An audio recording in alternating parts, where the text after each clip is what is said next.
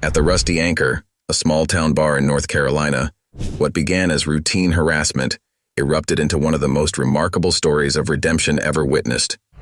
When the infamous Twisted Demons motorcycle gang decided to terrorize the local establishment, they never expected to cross paths with Master Sergeant Michael Anderson, a Special Forces veteran with 18 years of combat experience, who would teach them that true strength lies not in intimidation, but in choosing a better path. This is the extraordinary story of how one quiet soldier transformed a gang of violent bikers into pillars of their community, proving that sometimes the most powerful changes come not from force, but from understanding. Tonight, you'll witness how a single act of controlled courage sparked a chain of events that would change dozens of lives forever. Before we jump back in, tell us where you're tuning in from.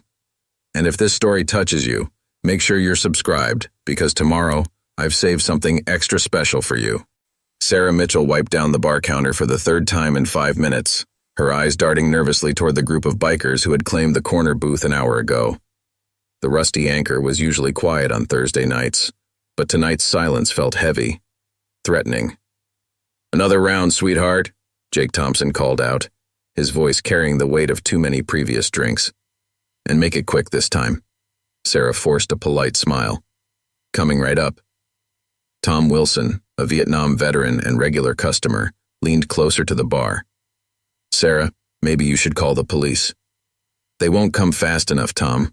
Last time these guys showed up at Jerry's place, they trashed it before deputies could arrive." The door chimed as a man in military fatigues entered. Master Sergeant Michael Anderson paused briefly, his trained eyes taking in every detail of the room. The motorcycles outside had already told him what to expect, but old habits died hard.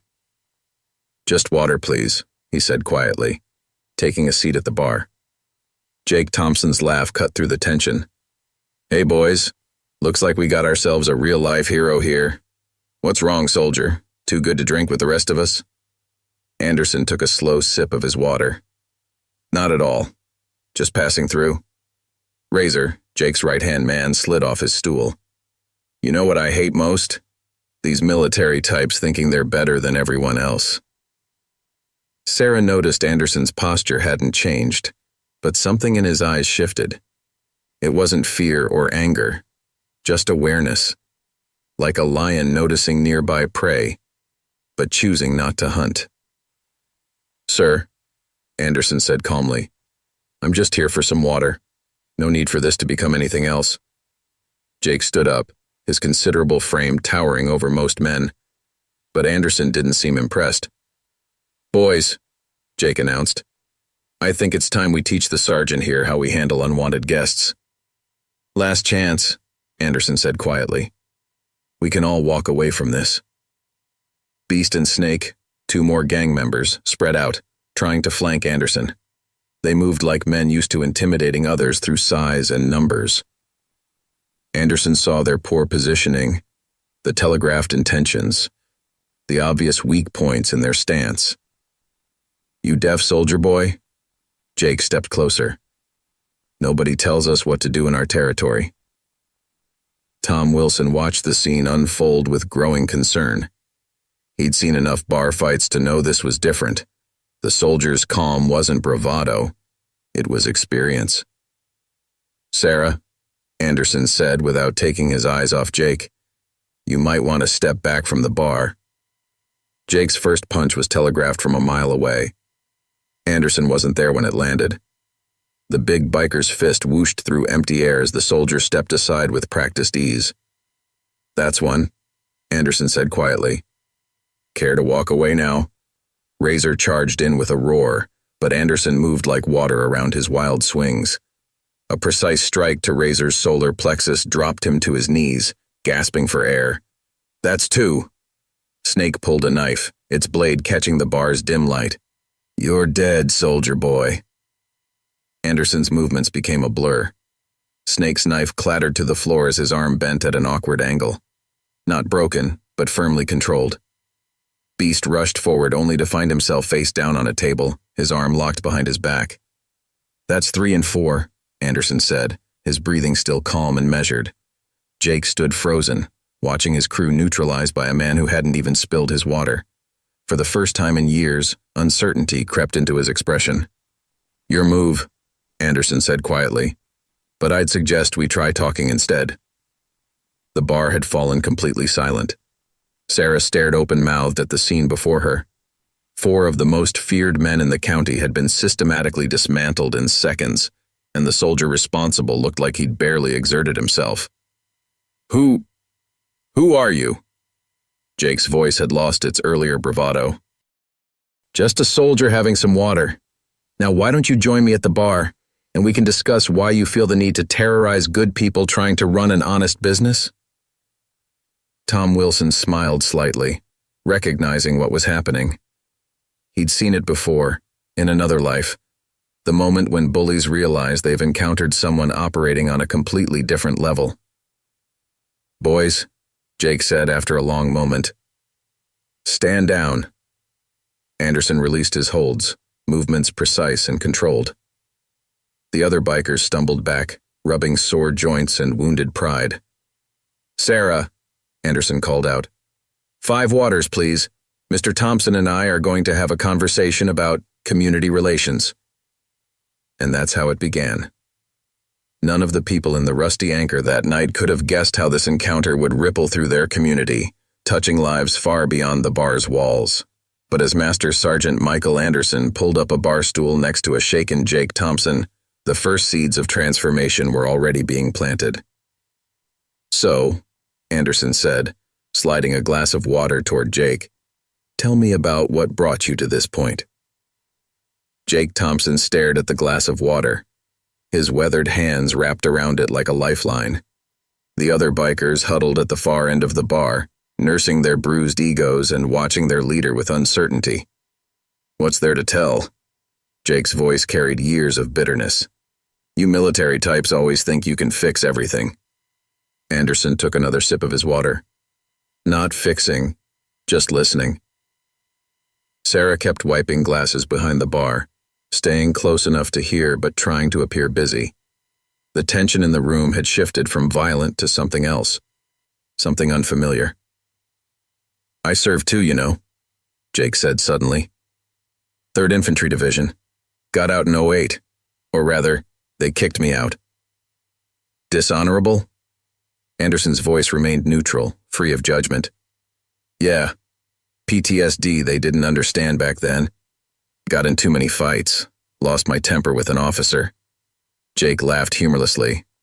"Now I lead these guys, and we're the ones people fear. Funny how things turn out." Tom Wilson shifted in his seat, recognition dawning in his eyes. "3rd Infantry? Were you in Fallujah?" Jake's head snapped up. "First push, you?" "Vietnam. Different war, same nightmares." Tom raised his glass. "Welcome home, soldier." Anderson watched the exchange carefully. "The thing about fear, Mr. Thompson, is that it works both ways. People fear you, but I'm betting you fear them too. Fear what they think. Fear what they see when they look at you." Razor started to stand, anger flashing in his eyes. "Boss, you don't have to listen to this." "Shut up, Razor." Jake's voice cracked slightly. "Manhandled all of you without breaking a sweat. Maybe we should listen for once." Anderson gestured to Sarah. "Ma'am, could you tell Mr. Thompson what happens here on typical nights, before his crew started visiting?" Sarah hesitated, then straightened her shoulders. "We were a gathering place. Veterans, families, working folks. People celebrated birthdays here, anniversaries. Tom over there hosts a weekly support group for Vietnam vets in our back room." "Not anymore," Tom added quietly. "Not since your boys started showing up." Jake's knuckles whitened around his glass. "We just wanted respect, to be feared instead of being the ones afraid." "How's that working out for you?" Anderson asked mildly. "Got a family, Jake?" The biker leader's face darkened. "Had. Wife left 6 years ago. Took my son, Danny. He's in college now. Haven't seen him in 3 years." Snake called from the end of the bar. "We're his family now." Anderson shook his head. "No, you're his shield. His way of not dealing with the real pain." He turned to face Jake fully. "Want to know what I see when I look at you?" Enlighten me, soldier boy. I see a warrior who lost his way. A leader using his skills to hurt instead of protect. These men follow you because you're strong, but you're leading them nowhere. Beast slammed his fist on the bar. We're the twisted demons. We don't need... Enough. Jake's voice boomed through the bar. Let him speak. Anderson continued calmly. You know what makes special forces effective? Not our fighting skills. It's knowing when not to fight. Understanding that true strength isn't about making people fear you. It's about protecting those who can't protect themselves. Sarah moved closer, drawn by the intensity of the conversation. We get a lot of veterans in here, Jake. Or we used to. Men and women trying to find their way back. They need a place like this. And what am I supposed to do? Jake's voice was barely a whisper. Start over? Be some kind of role model? Why not? Tom stood up, walking over to Jake. The best leaders I knew in Nam were the ones who'd fallen and gotten back up. Takes more courage to change than to stay the same. Anderson nodded. Your men follow you now out of fear and a need to belong. Imagine if they followed you because you showed them a better way.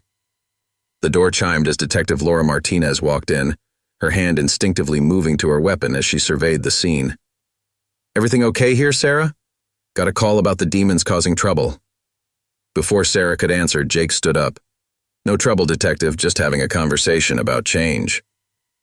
Martinez looked skeptically at the gathered bikers, noting their subdued demeanor. Her eyes fell on Anderson's uniform. Master Sergeant? Everything under control? Yes, ma'am. Mr. Thompson and I were just discussing how his leadership skills might be better applied to community service than intimidation. Jake turned to face his crew. Boys, I've been thinking. Maybe it's time we tried something different. Razor stepped forward, confusion written across his face. Boss, you can't be serious. One soldier gets lucky in a fight and... Lucky? Jake cut him off. He could have put us all in the hospital. Instead, he's offering us a chance to be something more than thugs. He looked at Anderson. If we wanted to change, how would we start? Anderson smiled slightly. First, we get your men some help. PTSD counseling, job training. Then we work on making amends to the community you've terrorized. One step at a time. The DA won't go for it, Martinez interjected. These men have records. Then we give them a reason to reconsider, Anderson replied. Mr. Thompson, are you willing to be a test case for rehabilitation instead of incarceration? Jake stared at his reflection in the bar's mirror, seeing past the leather and tattoos to the soldier he used to be. Yeah, he said finally. Yeah, I think I am. Sarah had stopped pretending to clean glasses. The rusty anchor could use some security. Real security, not intimidation. Veterans looking out for veterans. Tom raised his glass again. I'll sponsor you at the support group, Jake. All of you, if you're serious about change. Beast and Snake exchanged looks, years of aggressive posturing warring with a new possibility. Boss, Beast said slowly, if you think this is the right move, we're with you. Anderson stood up, his water finished. Change isn't easy, Mr. Thompson, but neither was military service, and you managed that. The skills you need, leadership, discipline, brotherhood, you already have them. You've just been using them the wrong way. Jake extended his hand. Thank you, Master Sergeant, for not giving up on us when you could have. As they shook hands, Sarah smiled for the first time that evening. The rusty anchor had always been more than just a bar. Tonight, it had become something else, a place of new beginnings. Detective Martinez pulled up a chair, her initial wariness giving way to professional interest. If we're going to make this work, we need to address the outstanding warrants first. Jake, your crew has a lot to answer for. I understand. Jake nodded, his posture straightening unconsciously. Whatever needs to be done. Anderson turned to Martinez. Detective, what if they could provide information about more serious criminal activities in the area? Razor's head snapped up. Boss, you can't be thinking. The Red Scorpions, Jake cut in, his voice firm. They've been using our reputation as cover for their drug operations, moving product through local businesses, intimidating witnesses. We never dealt drugs, but we knew what was happening. Martinez leaned forward, her interest piqued. The Scorpions? We've been trying to build a case against them for months. I've got names, dates, locations, everything you need to shut down their operation in this county. Jake looked at his crew. Boys, if we're doing this, we're doing it right. Full disclosure. Beast shifted uncomfortably. The Scorpions will come after us if we talk. Let them try, Anderson said quietly. Part of rehabilitation is making amends. You want to protect this community? Start by helping clean it up. Sarah brought fresh waters for everyone. Jake, remember Tony's kid? The one who overdosed last month? That was Scorpion product. Jake's face darkened. Yeah, I remember. We acted tough, but we never pushed drugs. Some lines you don't cross. He turned to Martinez. Detective, give me a notepad. I'll tell you everything we know. Tom Wilson stood up. I'm calling Judge Matthews. He runs the Veterans Court program. If anyone can help structure a rehabilitation plan that the DA will accept, it's him. As Jake began writing, Anderson addressed the other bikers. This is your chance too. Each of you needs to decide. Are you going to be part of the solution or remain part of the problem? Snake stepped forward. Those Scorpion bastards tried recruiting my nephew last week. I'm in. Whatever Jake decides, I'm backing his play. Same here, Beast nodded. Never felt right watching them poison kids while we played tough guy. Razor paced nervously. This is crazy. We're really gonna flip? Become good guys just like that? Not just like that, Anderson corrected.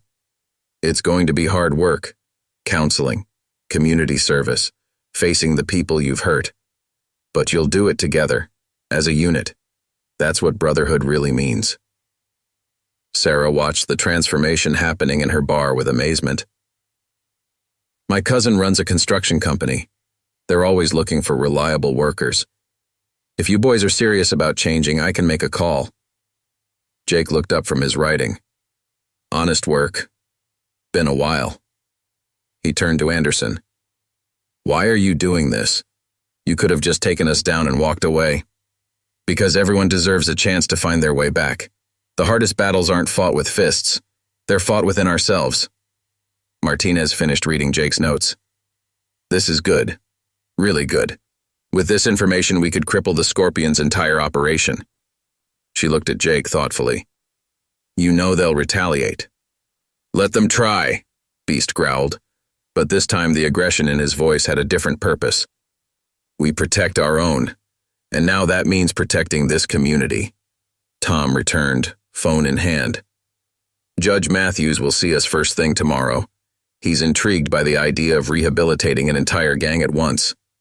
Detective, Anderson addressed Martinez. The Rusty Anchor could be more than just a bar.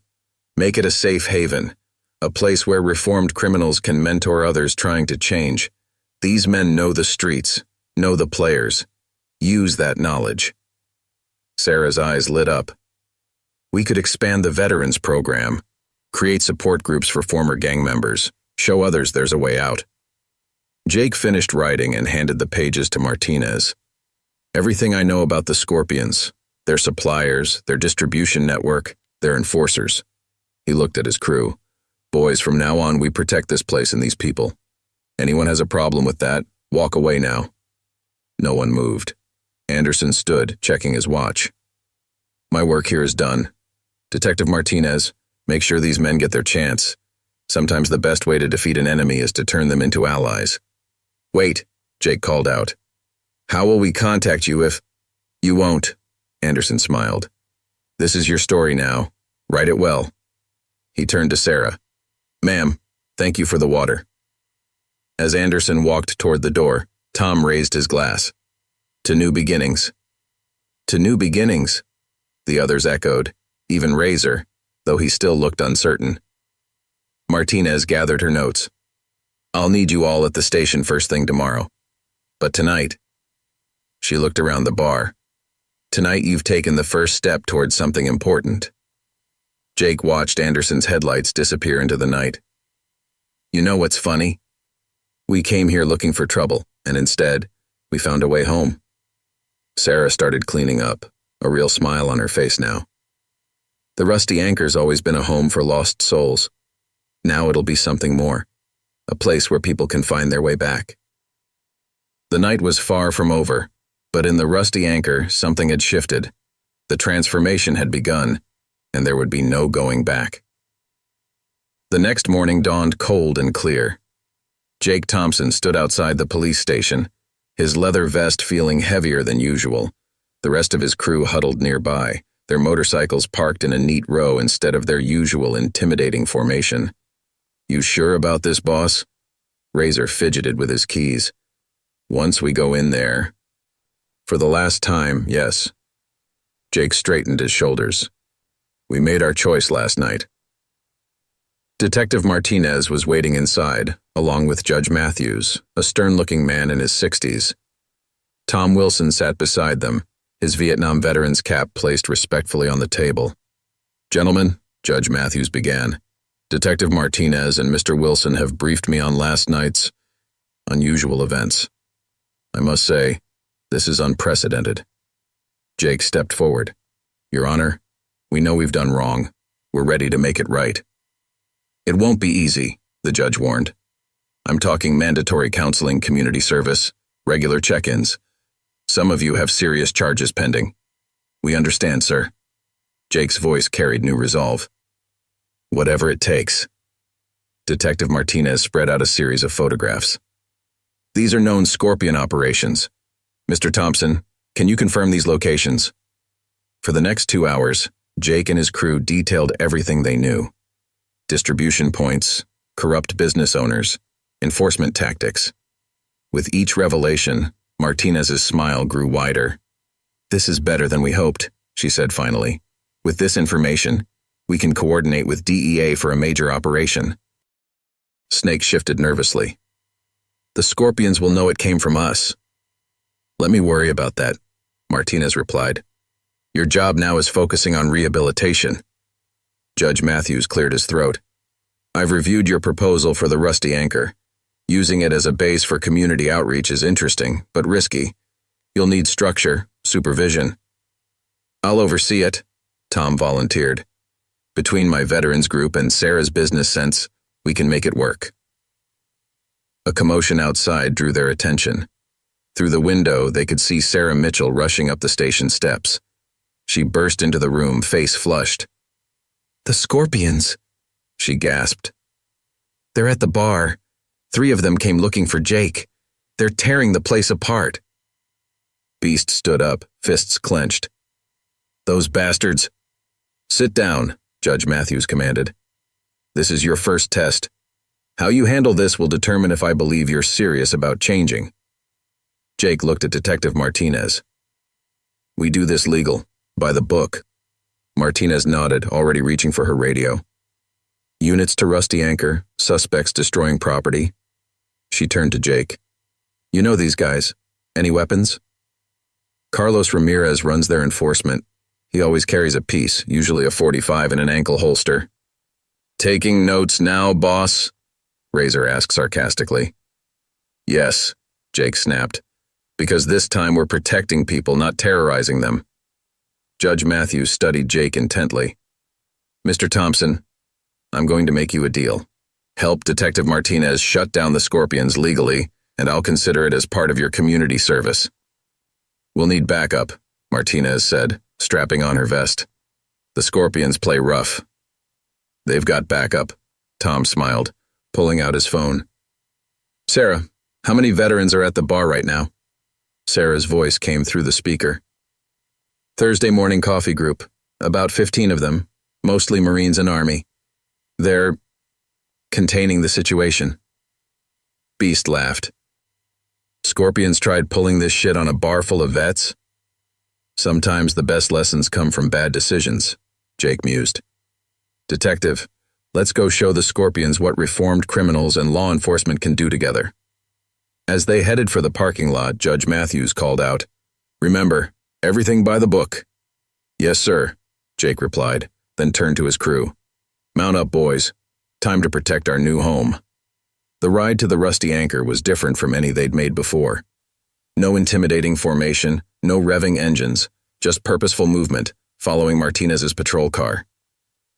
Outside the bar, a group of veterans had indeed contained the situation. 3 very subdued Scorpion members sat on the curb, watched over by men and women whose bearing screamed military training. Carlos Ramirez looked up as Jake approached. You traitor. You're working with cops now? No, Carlos. Jake's voice carried a new authority. I'm working with my community. Detective, check his right ankle.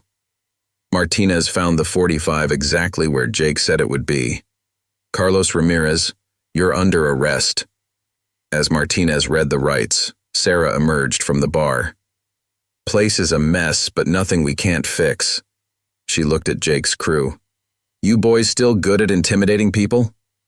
Snake blinked. Yes, ma'am? Good. Because from now on, you're our security, keeping trouble out instead of bringing it in. She handed Jake a broom. But first, you're helping clean up. Tom Wilson arrived with Judge Matthews, who had insisted on seeing the situation firsthand. The judge watched as the former gang members began cleaning alongside the veterans. Interesting approach to rehabilitation, he commented. Sometimes, Your Honor, Tom replied. The best way to help yourself is to help others. Jake paused in his sweeping, looking around at the mixed group. Veterans, former gangsters, law enforcement, all working together. You know what? He said to no one in particular.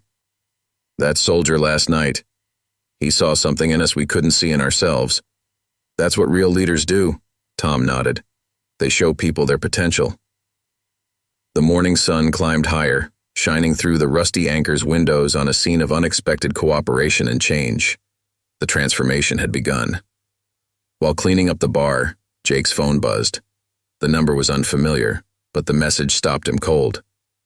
Dad, saw you on the local news. Is it true? Are you really changing? Danny, Jake whispered, his hands shaking slightly. Snake looked over. Your kid? What's he want? To know if we're serious. Jake showed the message to Sarah, who had become their unofficial advisor. What do I say? Sarah wiped her hands on her apron. The truth. Always start with the truth. As Jake typed his response, Detective Martinez entered with a stack of papers. Got preliminary approval from the DA. You boys are looking at supervised release pending cooperation with the Scorpion investigation. Detective, Jake said, still staring at his phone. My son wants to meet. Says he saw something on the news. Martinez nodded. Local station ran a piece this morning. Local gang helps police, promises reform. Made quite a splash. Tom Wilson approached with coffee for everyone. That's good publicity. Shows the community you're serious. Danny's reply came through. I'm in town. Can we meet? Bring Mom if you want. Sarah, Jake looked up uncertain. Would it be okay if, here at the bar? Family reconciliation? That's exactly what this place is becoming about. She checked her watch. Lunch crowd's not due for a few hours. You'll have privacy. Beast and Snake exchanged glances. Want us to clear out, boss? No. Jake straightened up. You're part of this. Time my son saw who we're becoming, not just who we were. 2 hours later, a cautious young man entered the Rusty Anchor. Danny Thompson had his father's height, but his mother's gentle features. Behind him came Lisa, Jake's ex-wife, her face a mask of careful neutrality. Dad? Danny's voice carried years of hurt and hope. Jake stood frozen, suddenly conscious of his leather vest and tattoos. Son, Lisa, thank you for coming. Lisa surveyed the bar, noting the veterans helping with repairs, the police detective's casual presence, the subdued demeanor of the once fearsome bikers. The news said you're working with police now, helping stop drug dealers? Trying to make amends, Jake said softly. Should have started years ago. Danny stepped closer. What changed? Jake told them about the previous night, about Master Sergeant Anderson, about choices and second chances. As he spoke, his crew worked quietly in the background, their presence a testament to the change he described. "Remember when you were a kid?" Jake's voice cracked. "You used to say I was your hero. Then I let the anger take over, lost everything that mattered. Last night someone showed me how far I'd fallen, made me remember who I used to be." Sarah brought coffee for everyone, then tactfully retreated. Through the window, they could see Detective Martinez conducting interviews with other gang members, building their case against the Scorpions. "Dad," Danny said carefully, "Mom's getting married again. To Steve. The ceremony's next month." Jake absorbed the news, expecting the old anger to rise. Instead, he felt something different. Acceptance. "Steve's a good man. He'll treat you both right." Lisa's eyes widened at his response. "That's not what you would have said 6 months ago." "6 months ago, I was a different person." Jake gestured around the bar. "This place, these people, they're giving us a chance to be something better. I'd like to earn that same chance with you both." "The veterans program here," Danny said hesitantly. "I'm doing my thesis on PTSD rehabilitation. Maybe I could help?" Tom Wilson, who had been pretending not to listen, turned around. "We could always use trained counselors, son, especially ones who understand family reconciliation." Snake approached cautiously. "Boss, sorry to interrupt, but the news crew is back. They want to do a follow-up story." Jake looked at his son and ex-wife. Would you stay? Let them see that change is possible?" Lisa studied her former husband's face, seeing past the tough exterior to the man she'd once loved. "You really are different, aren't you?" "Trying to be, one day at a time." The afternoon sun slanted through the rusty anchor's windows, illuminating an unlikely group: former gang members, law enforcement, veterans, and a family taking its first tentative steps toward healing. Detective Martinez watched from her corner, making notes but seeing more than just evidence. She saw redemption in progress, the kind that couldn't be measured in police reports or court documents. "Your dad," she said quietly to Danny, "he's doing something remarkable here. These men are actually becoming protectors of the very community they once terrorized." Danny nodded, watching his father direct the cleanup efforts with natural leadership. Maybe everyone deserves a second chance. Even family. Sarah began preparing for the lunch crowd, but she couldn't stop smiling. The rusty anchor had always been special, but now it was becoming something more, a place where broken people could find their way back to themselves and to each other. Jake looked around at his crew, his son, his ex-wife, and the mixed group of people who were giving them all a chance at redemption. "You know," he said to no one in particular, "that soldier last night, he didn't just stop a fight. He started something bigger than all of us." The transformation continued, one small miracle at a time. The news crew set up their equipment while Sarah arranged the bar for the interview. Jake sat nervously at a table, Danny and Lisa beside him, his crew positioned respectfully in the background. "Going live in 5, the reporter, Jessica Chen, announced. "Mr. Thompson, just be natural, tell your story." The red light blinked on. "Good afternoon. I'm Jessica Chen reporting live from the Rusty Anchor, where an extraordinary transformation is taking place.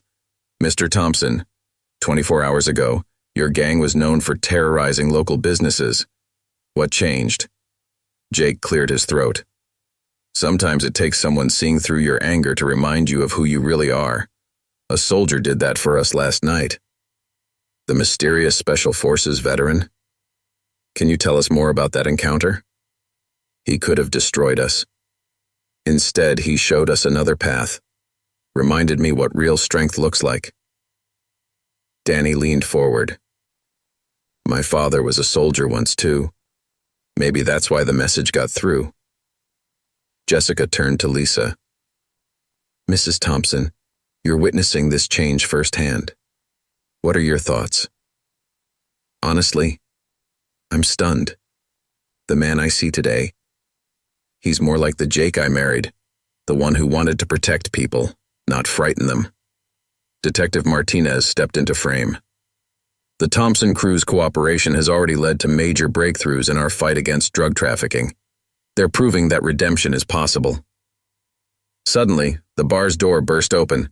3 men in scorpion colors stormed in, but before they could act, Jake's crew moved with surprising discipline. Instead of violence, they formed a protective line between the intruders and the civilians. "This is a safe place now," Jake said firmly, standing. "You're not welcome here." The lead scorpion laughed. "Safe? You gone soft, Jake? Helping cops, playing hero on TV?" Tom Wilson stepped forward, his Vietnam veteran's cap worn proudly. "Son, you're outnumbered, outclassed, and on camera. Make the smart choice." The news crew kept filming as more veterans stood up around the bar. The Scorpions found themselves surrounded by calm, trained professionals who had seen far worse than street thugs. "Last warning," Jake said quietly. "Leave peacefully, or Detective Martinez here will have more additions to her investigation." The Scorpions' leader looked around, realizing how badly they'd miscalculated. Live cameras, police presence, and a bar full of veterans. This wasn't the soft target they'd expected. "This ain't over, Thompson." "Actually, it is." Jake's voice carried authority without aggression. "The old ways are done. We're protecting this place now." After the Scorpions retreated, Jessica Chen could barely contain her excitement. "Ladies and gentlemen, you've just witnessed the remarkable transformation in action.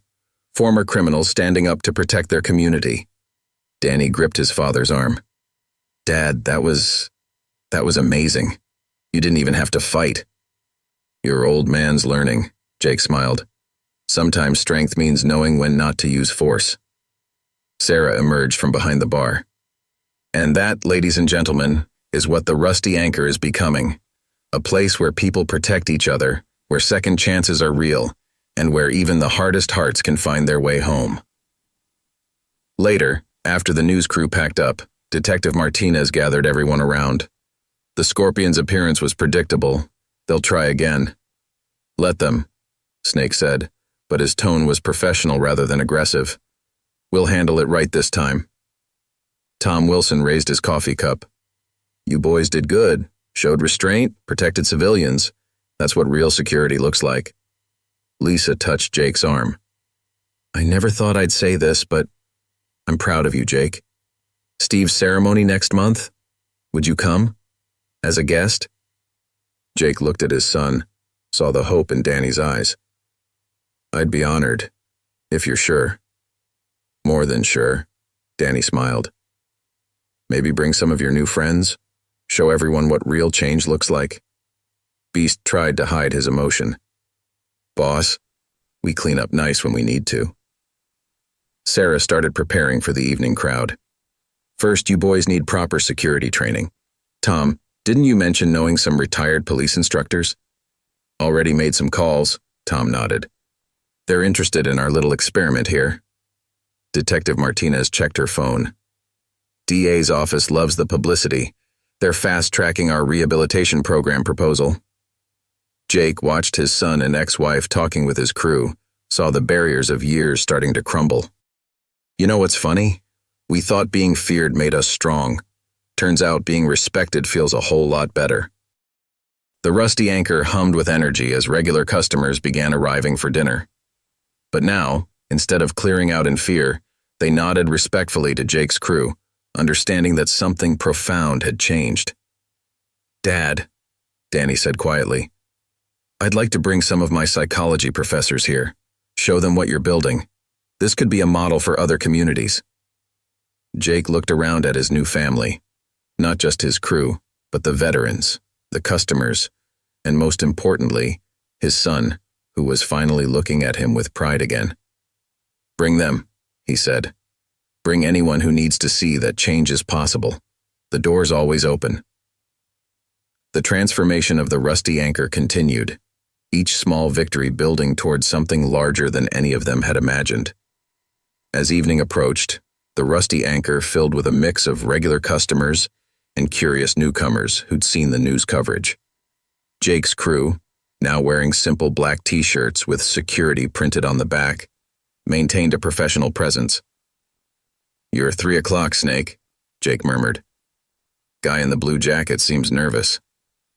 Snake nodded, moving casually to observe the suspicious patron. Instead of intimidation, he used the observation techniques Tom had taught them earlier.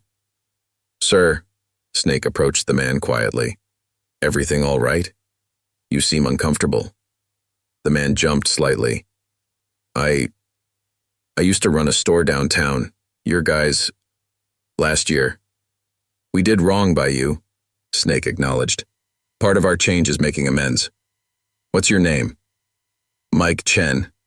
Lost my business after your visits." Jake overheard and approached. "Mr. Chen, I remember. We'll make it right." Sarah called from the bar. "Mike, come here a minute. Got a business proposal for you." As Mike cautiously approached the bar, Danny watched his father handle the situation. "You're really doing this, aren't you? Actually trying to fix what you broke?" "One person at a time," Jake nodded. "It's the only way." Detective Martinez entered with a tall man in a suit. "Jake, meet Mr. Harrison from the DA's office. He's here to discuss the rehabilitation program." Harrison surveyed the scene. "Interesting setup you've got here. Former gang members providing security. Bit risky, isn't it?" Tom Wilson stepped forward. "Not when they're properly trained and supervised. These men know every criminal tactic because they used them. Now they're using that knowledge to protect." "And the community? They're accepting this?" Sarah gestured to the growing crowd. "See for yourself. People feel safe here now. They know these men are trying to change." At the bar, Mike Chen was looking more relaxed. "So you're saying you want to help me restart my business?" "Part of our restitution fund," Sarah explained. "Jake's crew is putting aside money from their security work, plus we need a reliable supplier for the bar." Mike's eyes widened. "You'd trust me as your supplier? After everything?" "Trust works both ways," Jake said. "We're asking the community to trust us. Least we can do is return that trust." Harrison made notes. "Innovative approach to restitution. The DA will be interested in this model." A commotion at the door drew their attention. 2 teenage boys stood nervously in the entrance. Beast recognized one of them. "Boss, that's Carlos Ramirez's kid, the Scorpion we helped arrest." Jake approached the boys carefully. "You're Alex, right? What brings you here?" "My dad. He always said you guys were tough but honest. Never pushed drugs like his crew." Alex shifted uncomfortably. "We need help. The Scorpions, they're recruiting at our school, threatening kids who don't join." Danny stepped forward. "Dad, this is exactly what my professors talk about. Breaking the cycle of gang recruitment." Detective Martinez was already on her phone. "Get me everything on gang activity around Central High." "Alex," Jake said gently, "thank you for coming to us. That took courage." Tom Wilson joined them. "You boys hungry? Sarah makes the best burgers in town.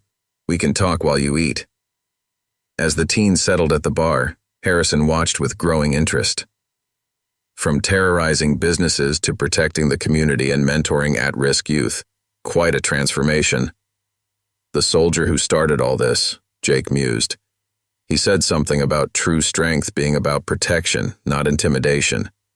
Took us a while, but we're finally getting it. Lisa, who had stayed to help Sarah with the evening rush, touched Jake's arm. "You always were a good man, Jake. You just lost your way for a while." Beast called from the door. "Boss, got some nervous-looking Scorpions driving past. 3rd time in an hour." "Let them look," Jake replied. "They need to see that change is possible, that there's another way." Detective Martinez checked her watch. "I need to head back to the station.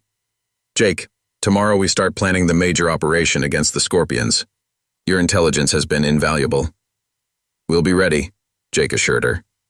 "But tonight, we've got 2 kids who need to see there's a better path than the one their fathers took." As night fell, the Rusty Anchor glowed with warmth and purpose. Former enemies sat together, sharing meals and stories. Veterans taught reformed gangsters about discipline and honor. And in the middle of it all, a father and son rebuilt their relationship one conversation at a time. "You know what, Dad?" Danny said quietly. "That soldier who changed everything? He didn't just save a bar. He saved families." Jake watched Alex and his friend talking earnestly with Tom Wilson. "And maybe we can do the same for others, one day at a time." The transformation continued, touching more lives with each passing hour. The next morning dawned with purpose at the Rusty Anchor. Jake arrived early to find Sarah and Tom organizing stacks of paperwork at the bar. Through the window, he noticed the first group of retired police trainers arriving for their initial security training session. "Morning, boss," Snake called from where he was setting up training mats in the cleared space. Danny called, said his professors are coming today too, some kind of official observation. "Place is getting crowded with opportunities," Sarah smiled, sorting through applications. "Got 20 more businesses wanting to join our protection program.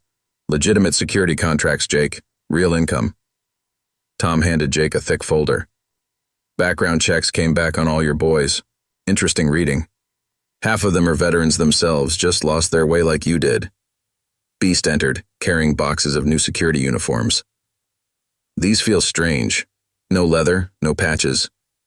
"Professional looks professional," Jake replied, helping with the boxes. "How's Alex doing?" "Kid's been texting all morning. Says more students want to come talk to us. Guess word's spreading about our mentoring program." Detective Martinez arrived with her partner, both carrying case files. "Ready to plan the Scorpion operation? We've got SWAT standing by, just waiting for your intel to confirm locations." The front door opened, and Danny walked in with 3 distinguished-looking professors. "Dad, meet Dr. Phillips from the psychology department, Dr. Torres from social work, and Dr. Chen from criminal justice." Jake straightened his new collar. "Doctors, welcome to our experiment in rehabilitation." Dr. Phillips surveyed the scene with professional interest. "Mr. Thompson, your son's thesis proposal about your program is fascinating. Community-based rehabilitation with built-in support systems and immediate employment opportunities. Plus practical application of behavioral modification techniques," Dr. Torres added, watching the former gang members prepare for their training. "You're providing structure, purpose, and positive reinforcement." The retired police trainers gathered their group. Leading them was James Cooper, 30 years on the force, and a certified defensive tactics instructor. "All right, gentlemen. Today we learn how to protect without excessive force. Professional security isn't about intimidation." Dr. Chen observed as Jake's crew lined up with military precision. "Remarkable. They're already showing ingrained respect for authority when it's presented properly." Alex arrived with 5 more teenagers, all looking nervous but determined.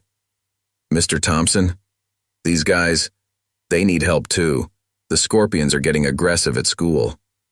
Jake turned to Detective Martinez.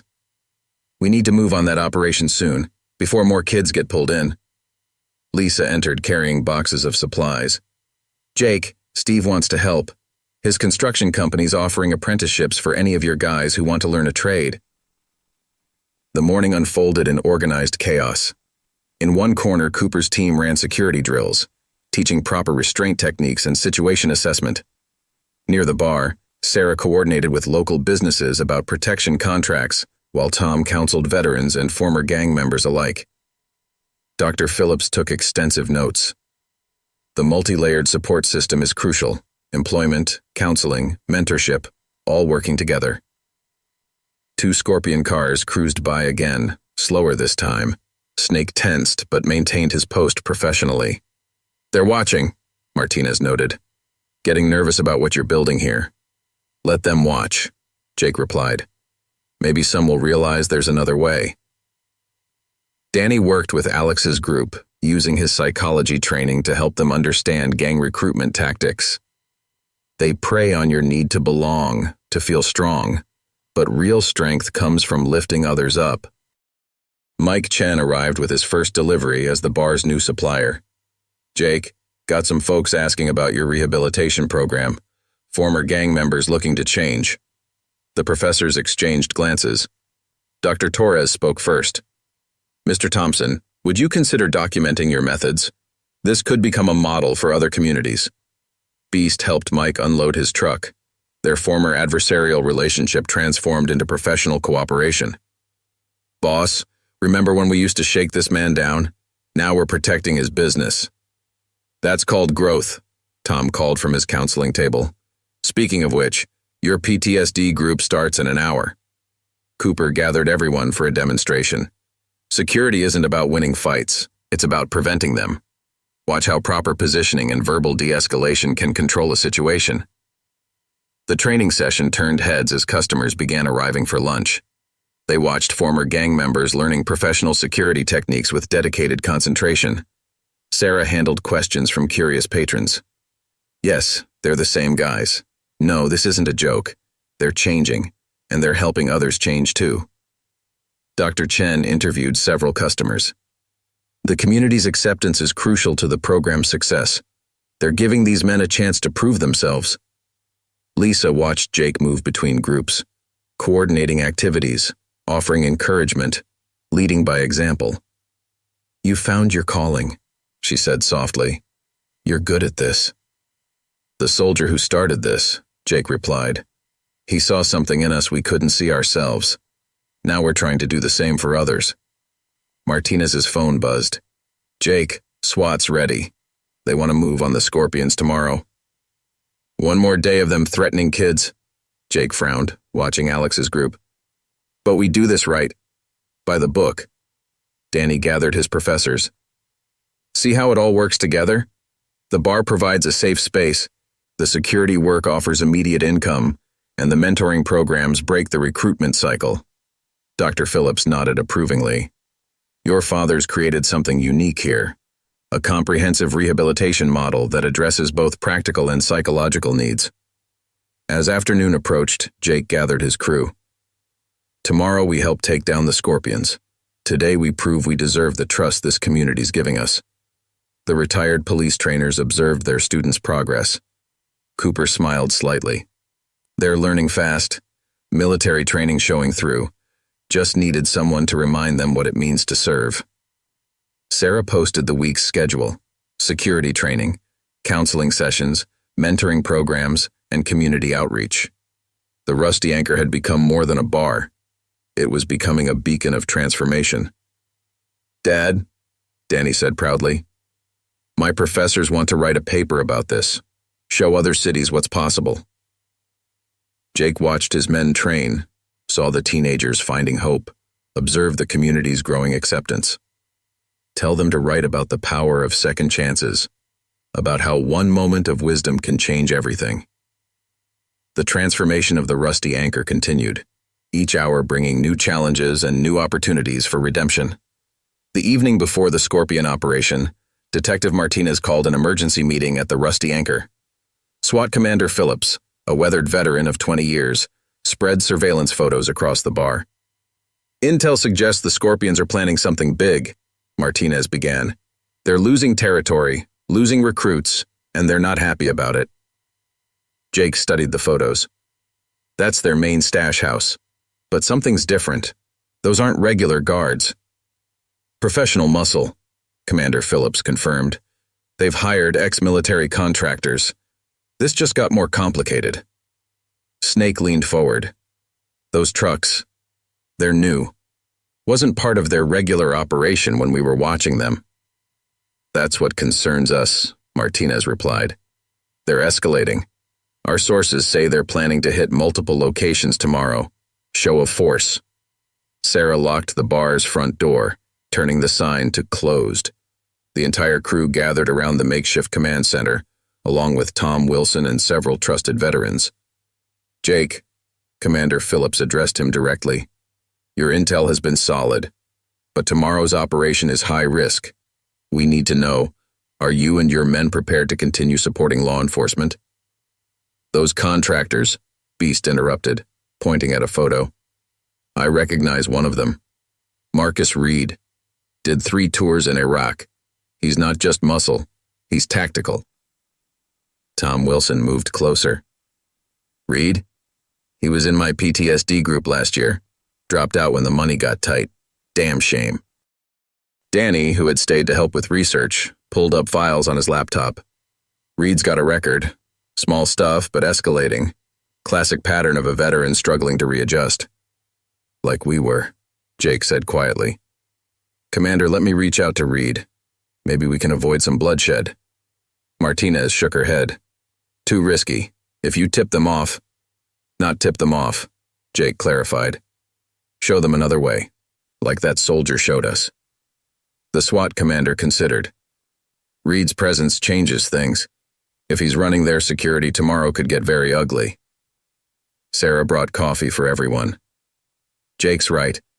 These contractors, they're just lost veterans like you all were. Maybe they need to see there's another option. Detective Martinez's phone buzzed. Multiple Scorpion vehicles moving. They're gathering somewhere. I know where, Snake said. Old Warehouse District. Used to be their backup meeting spot. Commander Phillips activated his radio. All units maintain surveillance only. Do not engage. Jake stood up. Let me take a team, not to fight, to talk. Show them what we're building here. Absolutely not, Martinez began, but Tom Wilson cut in. Actually, that might work. Jake's crew is proof that change is possible. And Reed? He respects military. Danny pulled up more data. The psychology supports it. They're escalating because they're losing control. Show them a better alternative. Beast checked his new security uniform. Boss, if we do this, we do it professional. Show them what we've become. Commander Phillips studied Jake's crew. Gone were the leather-clad intimidators. In their place stood trained security professionals, wearing plain black uniforms with proper ID badges. Martinez, the commander decided, take a tactical team.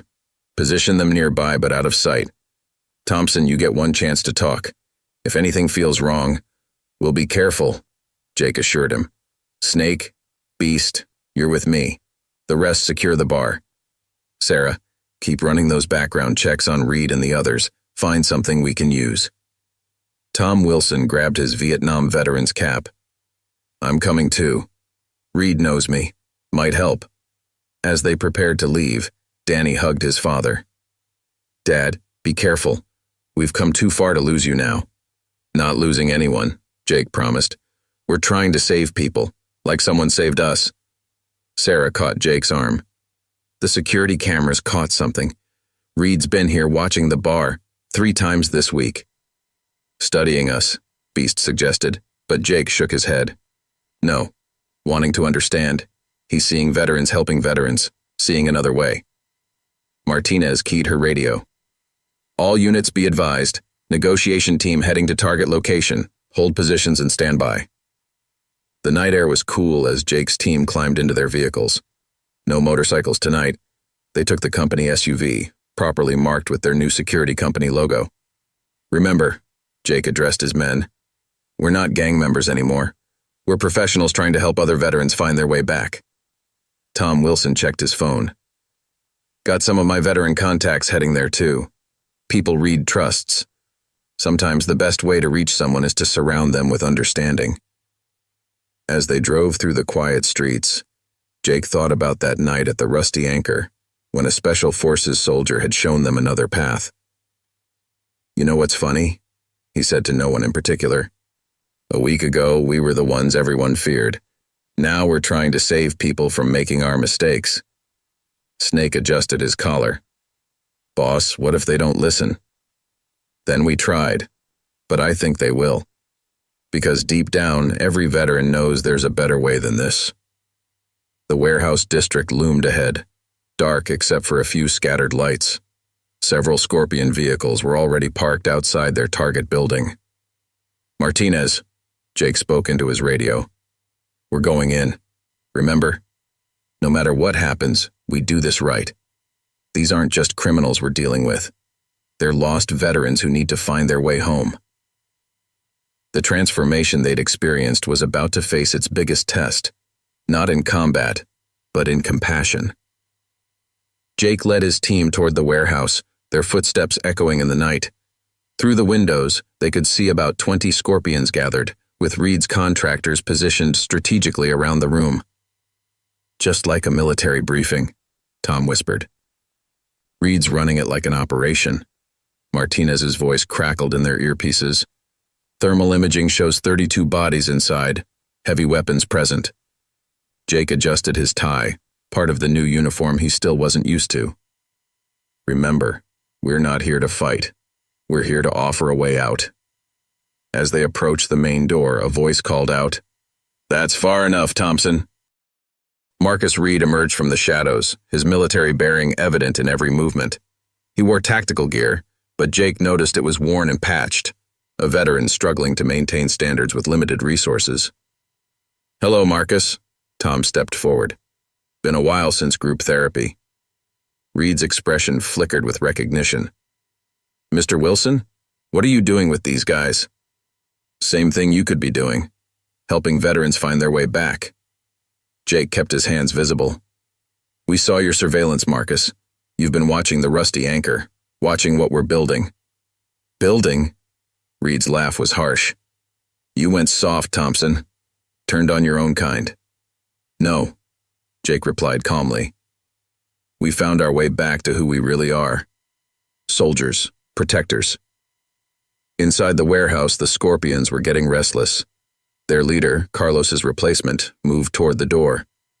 "Reed, why are you talking to these traitors?" But Reed held up his hand, military authority in the gesture. "Hold position." Snake spoke up, carefully using his new training. "You've got 18 veterans in there, Marcus. We checked backgrounds. Good soldiers who lost their way, just like we did." Beast added, "The pay's good, right?" "But it doesn't feel right. You know it doesn't." Reed's hand rested on his holstered weapon. "You don't know anything about us." "Wrong." Jake stepped forward. "We know everything about you, because we were you. Angry, lost, using our training to intimidate instead of protect." Tom moved closer to Reed. "Remember what we talked about in group? About finding purpose again?" "Purpose?" Reed spat. "I'm protecting my men, giving them work. Work that's going to get them killed or arrested," Jake countered. "Tomorrow's operation, it's happening, but you have a choice about how it ends." Martinez whispered in their earpieces. "Movement on the roof. 3 armed subjects." Jake continued, speaking soldier to soldier. "You're running security like a military op. Professional. Disciplined. Why waste those skills working for drug dealers?" Reed's expression wavered. "What's the alternative? Your little redemption project?" "Legitimate security contracts," Jake replied. "Real work, benefits, and most importantly, helping other veterans find their way back." From inside, the Scorpion leader shouted, "Reed, either shut them up or shut them down." But more veterans were moving forward now, drawn by the conversation. Jake recognized their expressions, the same look his crew had when that Special Forces soldier offered them another path.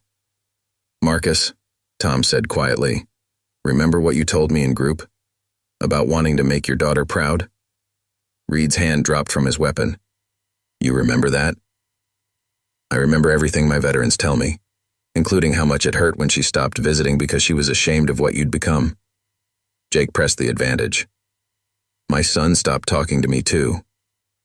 But look at these uniforms, Marcus. Look at what we're building. My boy's proud of me again. Yours could be too." Martinez's urgent whisper. Multiple vehicles approaching, Scorpion reinforcements. "Decision time, Marcus," Jake said firmly. "In about 2 minutes, this place will be surrounded by SWAT, but it doesn't have to end in violence. Help us get your men out." Reed looked torn, years of military training warring with recent choices. "These men trust me." "Then lead them," Beast said. "Lead them back to something better." Inside the warehouse, tension was building. The Scorpion leader emerged, flanked by armed men. "Reed, handle this now." Reed turned, and for a moment, Jake saw the soldier he used to be. "Stand down," Reed commanded. "We're done here." "What?" The Scorpion leader raised his weapon. "You work for us!" Not anymore. Reed's voice carried the authority of combat experience. Men, secure your weapons. We're leaving. The transformation was immediate. 18 veterans, responding to a voice of authority they recognized, began moving away from the Scorpions. You can't do this. The Scorpion leader was nearly screaming now. Jake keyed his radio. Martinez, moving now to secure willing subjects. The others are yours. SWAT teams emerged from the shadows as Jake's group led Reed and his men to safety. Behind them, commands and arrests echoed through the warehouse. What now? Reed asked, looking lost despite his tactical gear. Now, Jake smiled. You come meet Sarah at the Rusty Anchor. She's got paperwork for legitimate security jobs, and Tom's got a therapy group starting tomorrow. Tom clapped Reed on the shoulder. Your daughter's number still the same? Might be time to make a call. As they drove back to the bar, Beast looked at their growing convoy. Boss, we're gonna need a bigger training room. Jake watched Reed in the rearview mirror, saw the same look of cautious hope he'd felt that first night. Sarah's already talking about expanding. Turns out a lot of people believe in second chances. The transformation of the Rusty Anchor had just grown larger, one group of veterans at a time. The Rusty Anchor was packed when they returned. Sarah had kept the bar open late, anticipating their needs. Danny and Lisa were there, along with Dr. Phillips and his colleagues, all waiting to help process the new arrivals. 18 veterans, Jake announced as they entered, all choosing a better path. Reed hung back, uncomfortable with the welcoming atmosphere. Tom noticed and guided him to a quiet corner. Let's start with paperwork, one step at a time. Detective Martinez entered, looking satisfied. Scorpion leadership is in custody. Found enough evidence in that warehouse to put them away for years. The weapons? Jake asked quietly. Being traced. Looks like they were planning something big. Your intervention probably saved lives. Sarah approached Reed's group with applications and forms. We've got contracts with 15 local businesses now. They're specifically requesting veterans for security. Reed stared at the papers. Just like that? No questions about our past? Oh, there'll be questions, Sarah smiled. And training, counseling, background checks. But everyone here believes in second chances. Danny was already setting up intake interviews with his professors. The university wants to document everything, show other communities how to implement similar programs. One of Reed's men, a former Army sergeant named Miller, spoke up. What about our families? Some of us burned a lot of bridges. Lisa stepped forward. That's why we're here too. Family reconciliation is part of the program. Jake watched the scene unfold, former enemies becoming allies, broken men finding hope, a community coming together. The transformation was spreading faster than anyone had expected. Boss, Snake called from the door. News van's outside. They heard about the warehouse operation. No cameras, Jake decided. These men need time to adjust, not publicity. Commissioner Stewart arrived, surveying the scene with approval. Thompson, Martinez briefed me. Taking down the Scorpions and rehabilitating veterans in one operation? Impressive. Thank you, sir. But the real work's just starting. Beast was already helping Sarah arrange tables for the newcomers. The bar had become an impromptu processing center, with veterans helping veterans navigate paperwork and possibilities. Mr. Reed, Dr. Phillips approached carefully. Would you be interested in helping us develop training protocols? Your military experience could be valuable. Reed looked startled. You want my input? Of course. Who better to help design a veteran rehabilitation program than someone who's been through the struggle? Tom Wilson gathered everyone's attention. Listen up. Tomorrow morning, 0800. Mandatory orientation, counseling assignments, training schedules, job placements. Tonight, just breathe. You're home. The word home hit hard. Several of Reed's men visibly relaxed, as if putting down a heavy burden. Jake's phone buzzed. A message from Steve, Lisa's fiancé. Heard about tonight. Construction contracts ready when your new guys are trained. Proud of what you're building, Jake. Martinez was coordinating with other precincts. Word's spreading. Got calls from 3 other districts asking about your program. Sarah posted the new training schedule. We'll need more space soon. Maybe that empty building next door. Reed watched it all, still processing. Thompson, why? Why go to all this trouble for men who were your enemies? Because someone did it for us, Jake replied. A week ago, we were the ones everyone feared. Then a soldier showed us another way. Danny overheard and added, and now you'll show others. That's how change spreads. Commissioner Stewart pulled Jake aside. Thompson, the mayor, wants to meet. City's interested in funding similar programs in other neighborhoods. Tell him to visit first, Jake suggested. See how it really works. Not just rehabilitation, transformation. Alex and his teenage friends had stayed to help, serving coffee and showing new arrivals around. Mr. Thompson, some of those guys who quit the Scorpions at school, they want to come tomorrow. Bring them. Jake nodded. Show them what their future could be. Lisa watched Jake coordinate everything. Police, veterans, professors, families, with natural leadership. You've found your calling, she said softly. Beast overheard one of Reed's men asking about family counseling. Down the hall, third door, Sarah's got a whole program set up. She thinks of everything. Tom Wilson started assigning mentors, experienced members of the program paired with newcomers. Remember, gentlemen, you're not alone anymore. Reed finally sat down, accepting a coffee from Sarah. I've been watching this place for days. Couldn't believe what I was seeing. Veterans helping veterans. Believe it now? Sarah asked. Because we've got 40 applications from local businesses waiting for trained security personnel. The night deepened, but the rusty anchor stayed bright and busy. Former enemies shared tables, sharing stories and hope. Professional counselors worked alongside reformed gang members, each contributing their unique perspective to the transformation. Jake stood at the bar, watching it all. A week ago, they'd been lost souls terrorizing their community. Now they were its protectors, its healers, its example of redemption. Dad, Danny said proudly, my professors want to start a formal research study, document everything, create a model other cities can follow. The transformation of the rusty anchor continued, each hour bringing new challenges and new opportunities for redemption. But now they faced them together, a growing family of broken souls finding their way home. Tomorrow would bring new challenges, training, counseling, reconciliation. But tonight was for welcoming warriors home from their personal battles, showing them that change was possible, that redemption was real.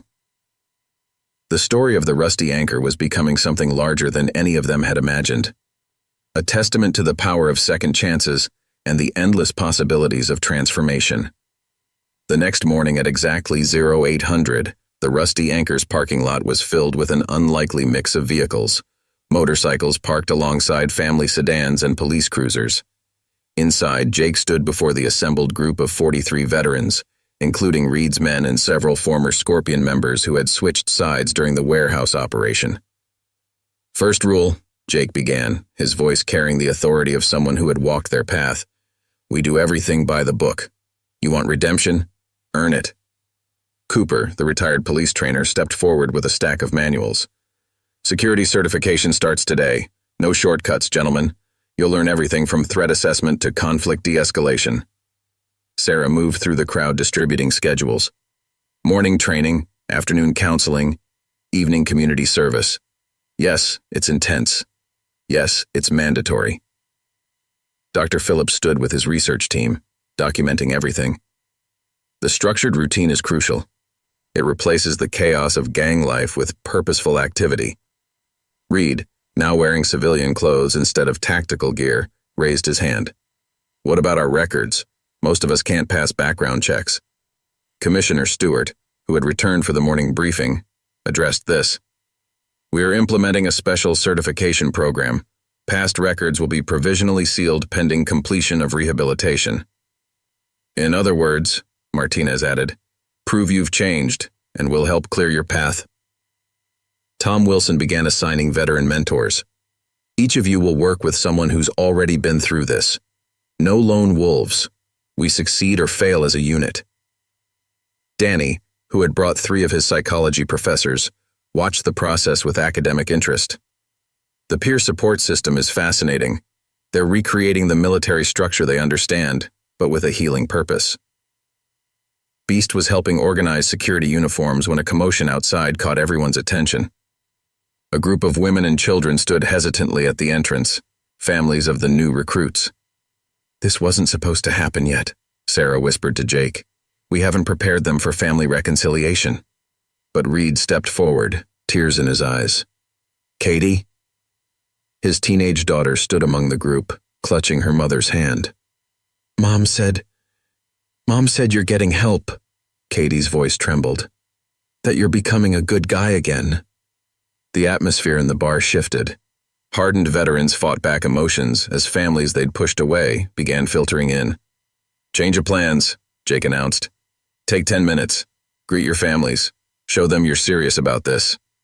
Dr. Torres, the social work professor, immediately began organizing impromptu family counseling sessions. "This is unexpected but perfect. Family support dramatically increases rehabilitation success rates." Snake, watching Reed embrace his daughter, spoke quietly to Jake. "Boss, we're going to need a bigger family counseling program."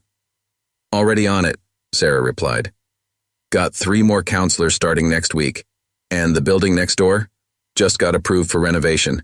Family center on the 1st floor, training facilities above." Martinez's phone buzzed. "Jake, mayor's office just confirmed. They're expediting the permits for expansion. This program is becoming a priority for the city." Alex arrived with more teenagers, former recruitment targets of the Scorpions. "Mr. Thompson, they want to help. Maybe tell their stories to other kids?" Commissioner Stewart observed it all with growing approval. "Thompson, this is becoming bigger than just rehabilitation. You're creating a community transformation model." One of Reed's men, watching his young son run toward him, choked out, "We don't deserve this chance." "Yes, you do," Tom Wilson said firmly. "Everyone deserves the opportunity to find their way home." Cooper gathered the trainers. "Adjust the schedule. Add family integration modules. These men need to learn how to be fathers and husbands again, not just security professionals." The morning sun streamed through the Rusty Anchor's windows, illuminating a scene of hope and possibility. Tough men who had chosen violence were learning to embrace vulnerability. Former enemies were becoming brothers in recovery. Families torn apart by bad choices were taking tentative steps toward healing. Danny worked with his professors, documenting every aspect. "This is unprecedented. Spontaneous family reconciliation, accelerating the rehabilitation process." Jake watched Katie show Reed her recent report cards, saw the pride and pain in his eyes. "Sometimes," he said to no one in particular, "the strongest motivation for change is standing right in front of us." Sarah began reorganizing the day's schedule to accommodate the families. The transformation of the Rusty Anchor was evolving yet again, becoming not just a rehabilitation center, but a place of family restoration. "Dad," Danny called out, "the university wants to expand the research. They're talking about a long-term study on community-based rehabilitation models." Beast helped a young mother find chairs for her children. "Boss, we're going to need a playground or something, somewhere for the kids while their dads are training." The transformation continued, each moment bringing new challenges and opportunities. The Rusty Anchor was becoming more than any of them had imagined, a place where broken men found redemption and broken families found healing. And somewhere out there, Jake thought, a Special Forces soldier had no idea how much good had come from one act of wisdom and restraint. By mid-afternoon, the Rusty Anchor had transformed into a bustling community center. Construction crews were already surveying the building next door, while families gathered in improvised counseling spaces. "Progress report," Jake addressed his expanded leadership team. "Cooper, how's training?" "Better than expected," the retired officer replied. "Their military experience is showing through. They understand discipline, just needed a proper direction." Reed, still emotional from his family's visit, added, "We've organized training groups based on previous service, special ops guys handling tactical instruction, MPs teaching procedure." Sarah spread blueprints across the bar. "City-approved emergency renovation permits. We'll have the family center ready in 2 weeks. Mayor's office is fast-tracking everything. Suddenly, Snake burst in from his security patrol. Boss, we've got trouble. Scorpion loyalists just hit Mike Chen's store. They're retaliating. Jake's response was immediate. Beast, take Alpha Team. Remember your training? Observe and report only. Martinez? Already dispatched units, the detective confirmed. This is your chance to show the community how you've changed. Within minutes, Jake's security teams deployed professionally, coordinating with police through proper channels. The transformation from gang tactics to legitimate security was evident in their disciplined response. They're testing us, Reed observed, seeing if we'll revert to old ways. Tom Wilson gathered the remaining veterans. This is why we train. Show them the difference between thugs and professionals. Danny's professors watched with academic interest. Fascinating, Dr. Phillips noted. Their first crisis as reformed individuals. The response will be telling. At Mike Chen's store, Beast's team had established a proper security perimeter. They directed traffic away from the scene, preserved evidence, and assisted police. Everything by the book. Suspect vehicle heading east on Marshall, Beast reported through official channels. 4 occupants, all wearing Scorpion colors. No weapons visible. Martinez coordinated with dispatch. That's how professionals do it, gentlemen. Perfect textbook response.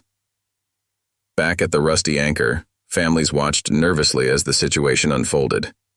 Katie gripped her father's hand. Dad, are you going back to fighting? No, sweetheart, Reed assured her. We're protecting people now, the right way. Sarah organized the families into support groups. This is part of the transformation. Seeing your loved ones choose right over revenge. Commissioner Stewart arrived to observe. Thompson, your men are performing admirably. City Council's watching this closely. Sir, Jake responded, we'd like to propose expanding our security program. Create a neighborhood watch network, all staffed by rehabilitated veterans. The commissioner nodded thoughtfully. After today's performance, I think that's very possible. Reports came in steadily. Police had apprehended the Scorpion attackers without incident, aided by the precise intelligence provided by Jake's teams. Property damage only, Martinez confirmed. No injuries. Your men's presence probably prevented escalation. Mike Chen arrived at the bar, shaken but grateful. They wanted to send a message. Instead, they showed everyone the difference between criminals and professionals. Dr. Torres gathered fresh data. The contrast is striking. Former gang members now protecting the very businesses they once terrorized.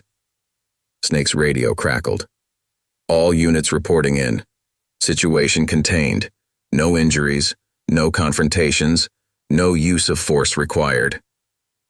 The tension in the bar eased. Families who had feared a return to violence saw instead a demonstration of legitimate protection. This, Jake addressed the gathered crowd, is what we're becoming. Protectors, not predators. Professionals, not thugs. Danny helped document the incident. Dad, this is perfect for our study. Real-world application of rehabilitation principles under stress. Sarah started receiving calls from other businesses. They saw how we handled this. Now everyone wants security contracts with our veterans. Cooper gathered his training team. Use this as a teaching moment. Review proper procedures. Highlight successful tactics. Reed's daughter watched the professional response with obvious pride. My dad's a good guy now, she told anyone who would listen. The day's events had tested their transformation and proved its reality. The Rusty Anchor's rehabilitation program had faced its first crisis and emerged stronger.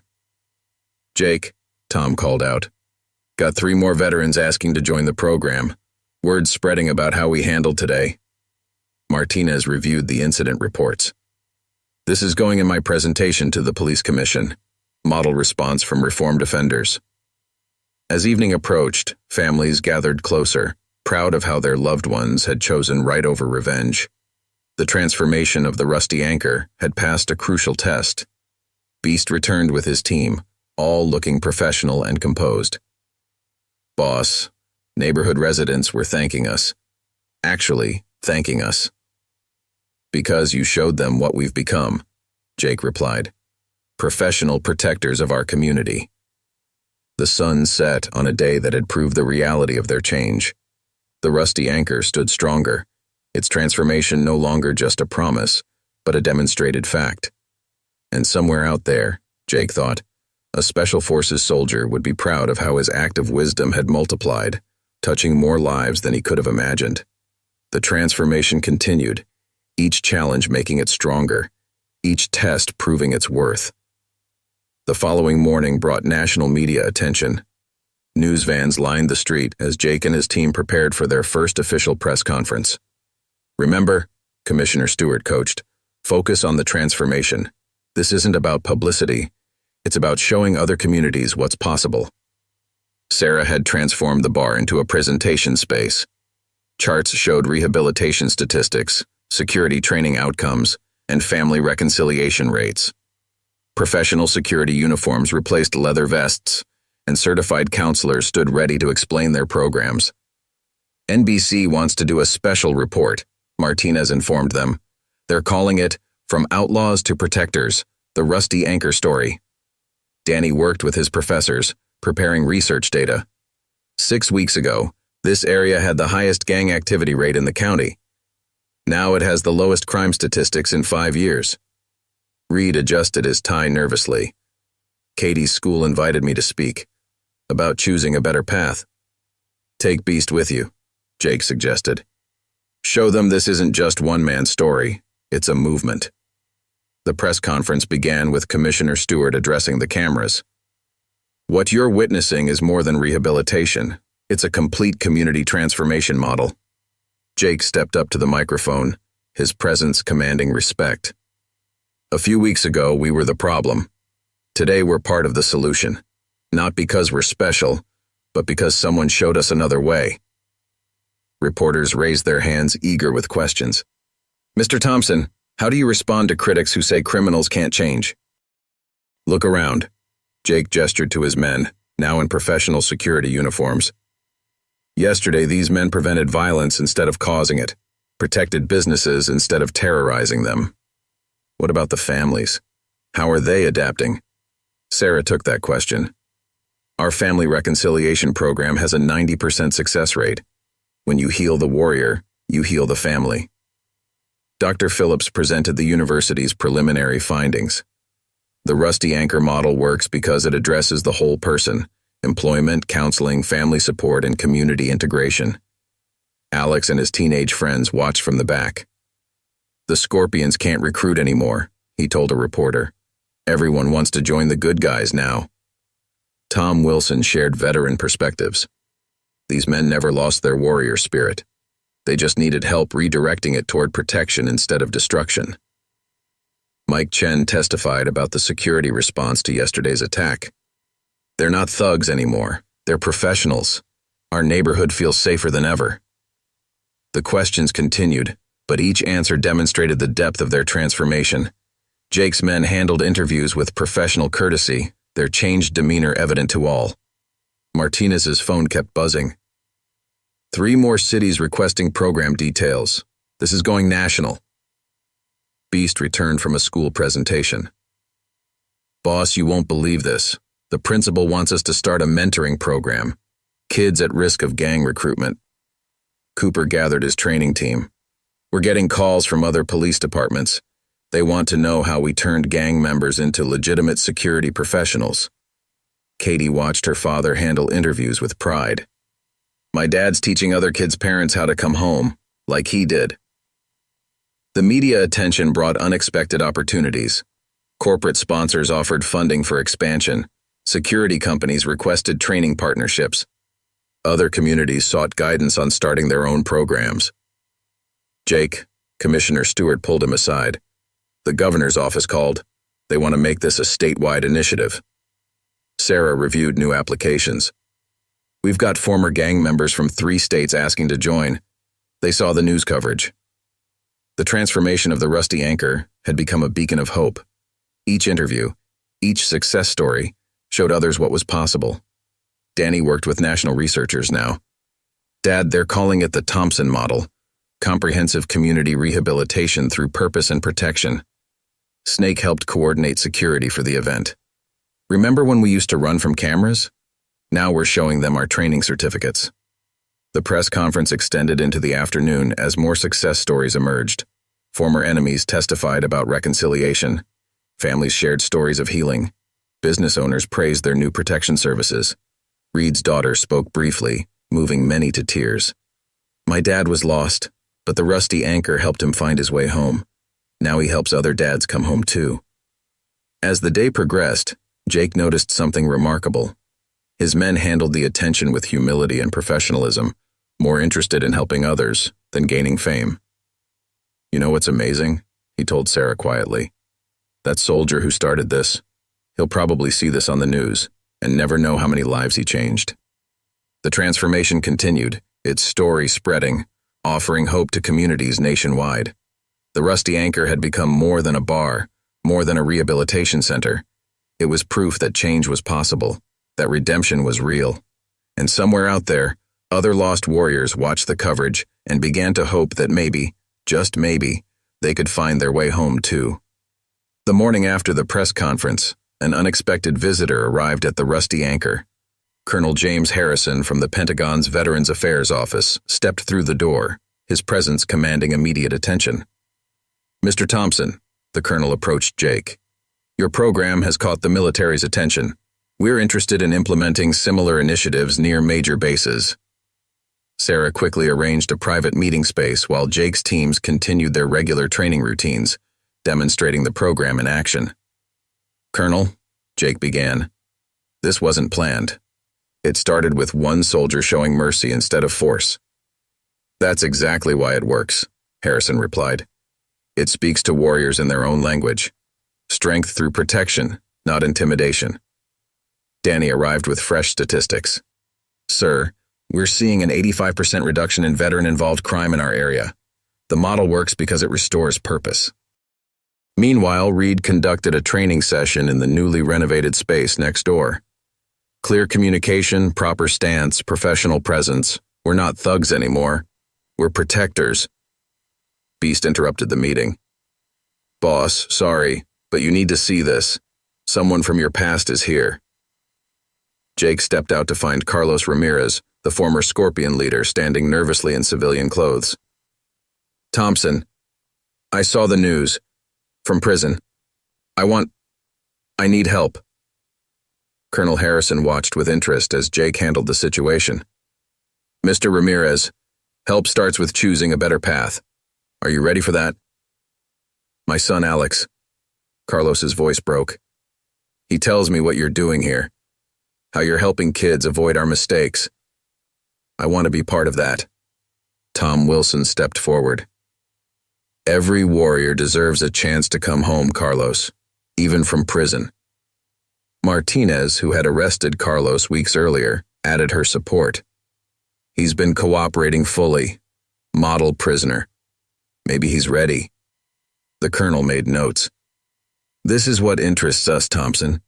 Your program doesn't just prevent new recruitment. It reaches back to help those already lost. Sarah brought out proposal documents. We've developed a prison outreach program, sir, helping incarcerated veterans prepare for legitimate work after release.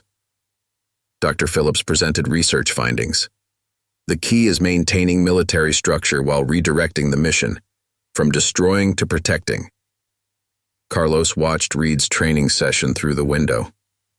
That could have been us, couldn't it? If we'd met your soldier first? It can still be you, Jake assured him. Start with counseling. Tom will help set up prison visits. When you're released, there's a place for you here. Colonel Harrison observed everything with military precision. Thompson, would you be willing to help establish similar programs near military bases? Catch warriors before they fall? Katie brought coffee for everyone, proud of her role in the transformation. My dad says every warrior needs a lighthouse to guide them home. That's what we're building here, Jake explained. A lighthouse for lost warriors. Snake reported increasing community support. Local businesses are offering job training for inmates' families, helping them prepare for reunification. The colonel's presence attracted attention. Veterans in the program stood straighter, their military bearing returning naturally. Even Carlos unconsciously adjusted his posture.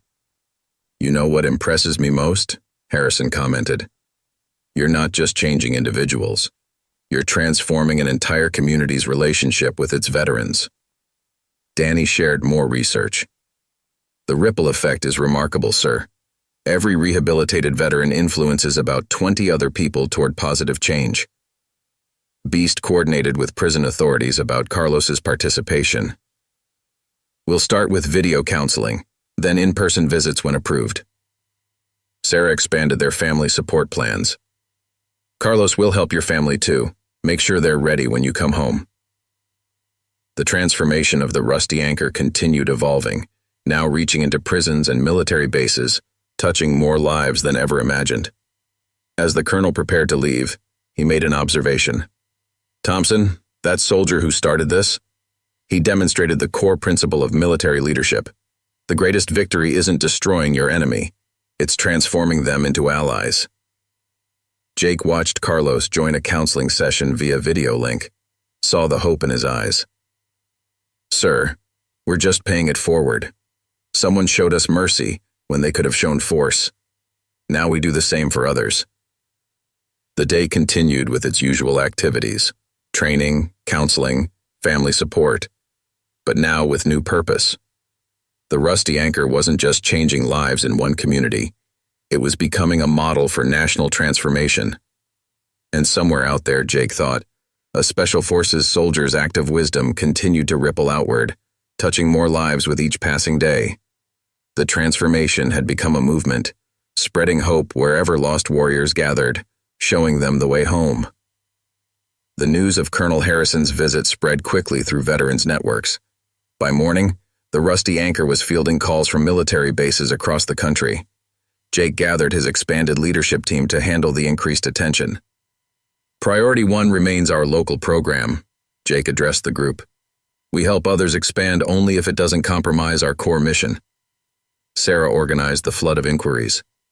"We've got requests from 23 military bases, 15 police departments, and 32 veteran organizations. They all want to implement our model." Reed led the morning security briefing, his transformation evident in every professional gesture. Today's training focuses on base security protocols. Colonel Harrison provided official materials. "Dad," Danny interrupted, bringing in more researchers. "Pentagon's sending a full evaluation team.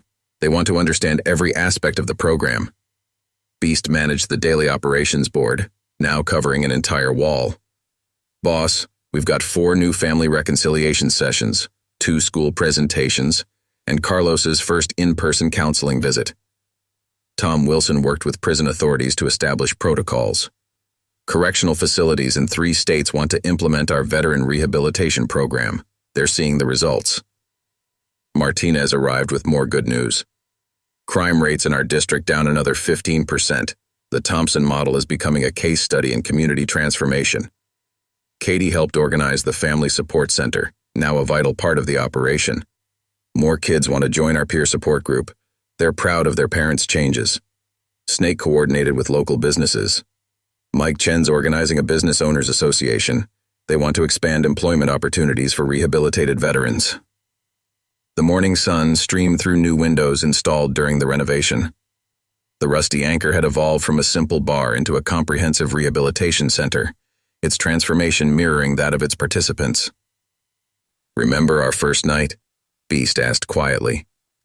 "When that soldier showed us another way? Look at what it's become." Commissioner Stewart arrived with city officials. "Thompson, the mayor wants to establish similar centers in every district. Your success is changing how we approach veteran rehabilitation." Dr. Phillips presented updated research findings. "The psychological impact extends beyond participants. We're seeing positive changes throughout the community." Carlos's first in-person visit drew attention. He entered in prison blues, escorted by corrections officers, but his bearing showed hope. "My son says you've changed everything: the streets, the community, the future." Jake welcomed him professionally. "Change starts with choice, Carlos. You're making that choice now." The day unfolded with military precision. Training sessions ran alongside counseling programs. Family support groups met while security teams conducted professional patrols. The transformation had become a well-oiled machine. Sarah coordinated with architectural teams. The expansion plans include dormitory space for veterans in transition, plus classrooms, counseling centers, and family areas. Reed's daughter proudly led tours for visiting officials. This is where my dad teaches other veterans to be protectors instead of destroyers. And over there is where families learn to trust again. Detective Martinez managed law enforcement liaison.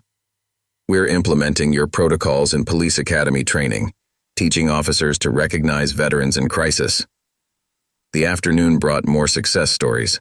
A former Scorpion member, now employed by Mike Chen, earned his security certification. 3 veterans completed family reconciliation programs. A teenage gang recruit chose counseling over crime. Mr. Thompson, a Pentagon observer noted, your program succeeds because it maintains military structure while changing the mission. These men understand chain of command. Jake watched his transformed crew handle their duties with professional pride. They were always warriors. They just needed to remember what that really means. Tom Wilson conducted a special session for military family counselors. The key is understanding warrior psychology.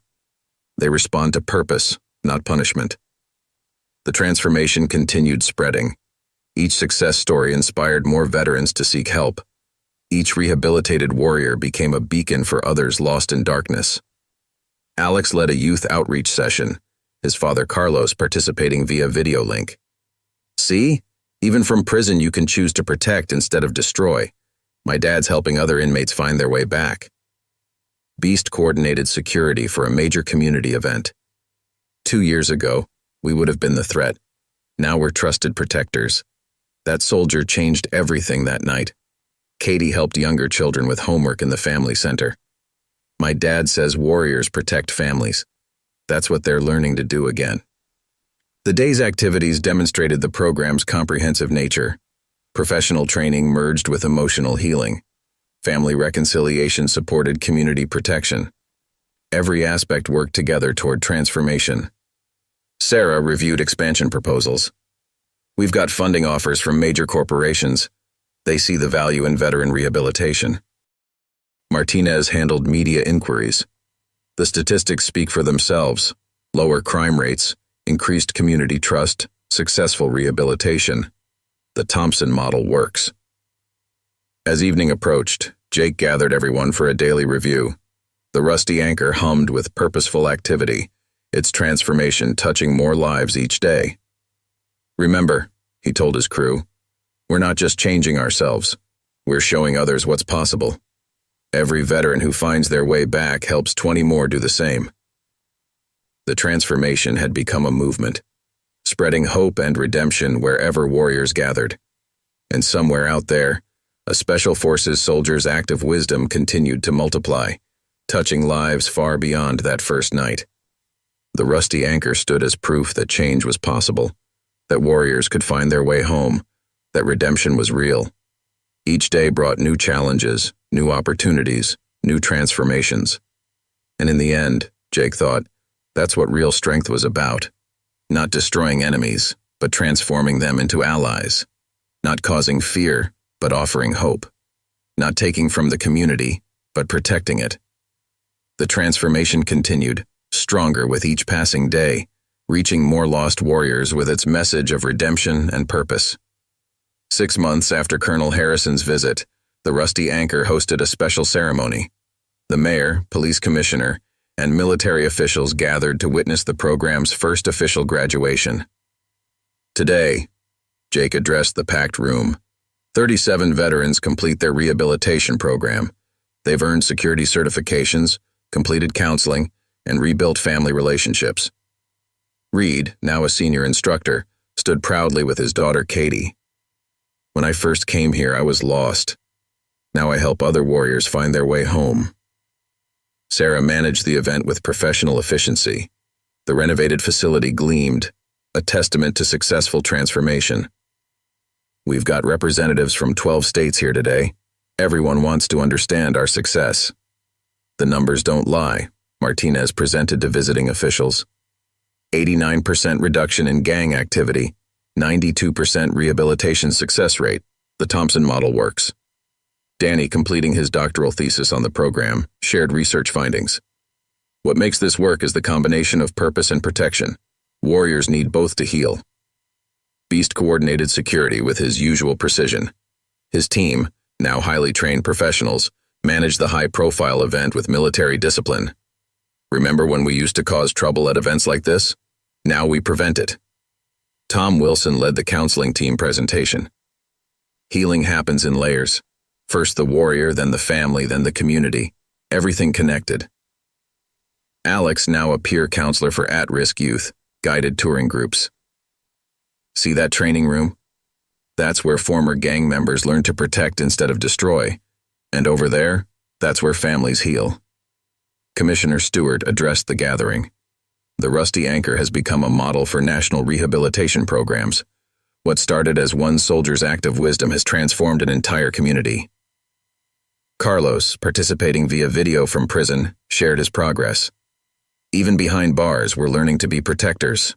The program reaches everywhere now. Snake, leading the Business Partnership Initiative, reported growing success. 43 local businesses now employ our graduates. Trust builds community. Mike Chen presented employment statistics. My business grew 40% since joining the program, protected by the very men who once threatened us. Katie proudly pinned security certificates on new graduates. My dad says every warrior needs a mission. Protection became their new mission. The ceremony continued with family reunifications. Tears flowed as reformed warriors embraced children they'd once abandoned. Spouses who'd lost hope celebrated renewed relationships.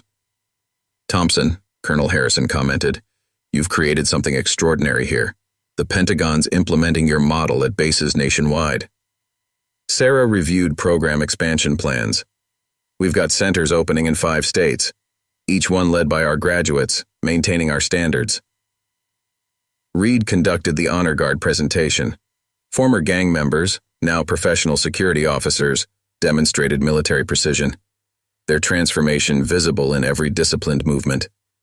"Remember our first night here?" Beast whispered to Jake. "That soldier could have destroyed us. Instead, he helped us destroy our demons." Martinez shared law enforcement perspectives. "We're not just preventing crime anymore, we're healing the wounds that cause it." Dr. Phillips presented long-term research data.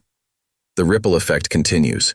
Each rehabilitated veteran influences dozens more toward positive change. The graduation ceremony highlighted individual transformations. Warriors who entered broken emerged whole. Families torn apart stood reunited. Community fears turned to trust. Alex's youth group performed a special presentation. "These men taught us that real strength protects. Now we're teaching others." The Rusty Anchor's transformation had exceeded everyone's expectations. What began as a bar became a beacon. What started as rehabilitation became renewal.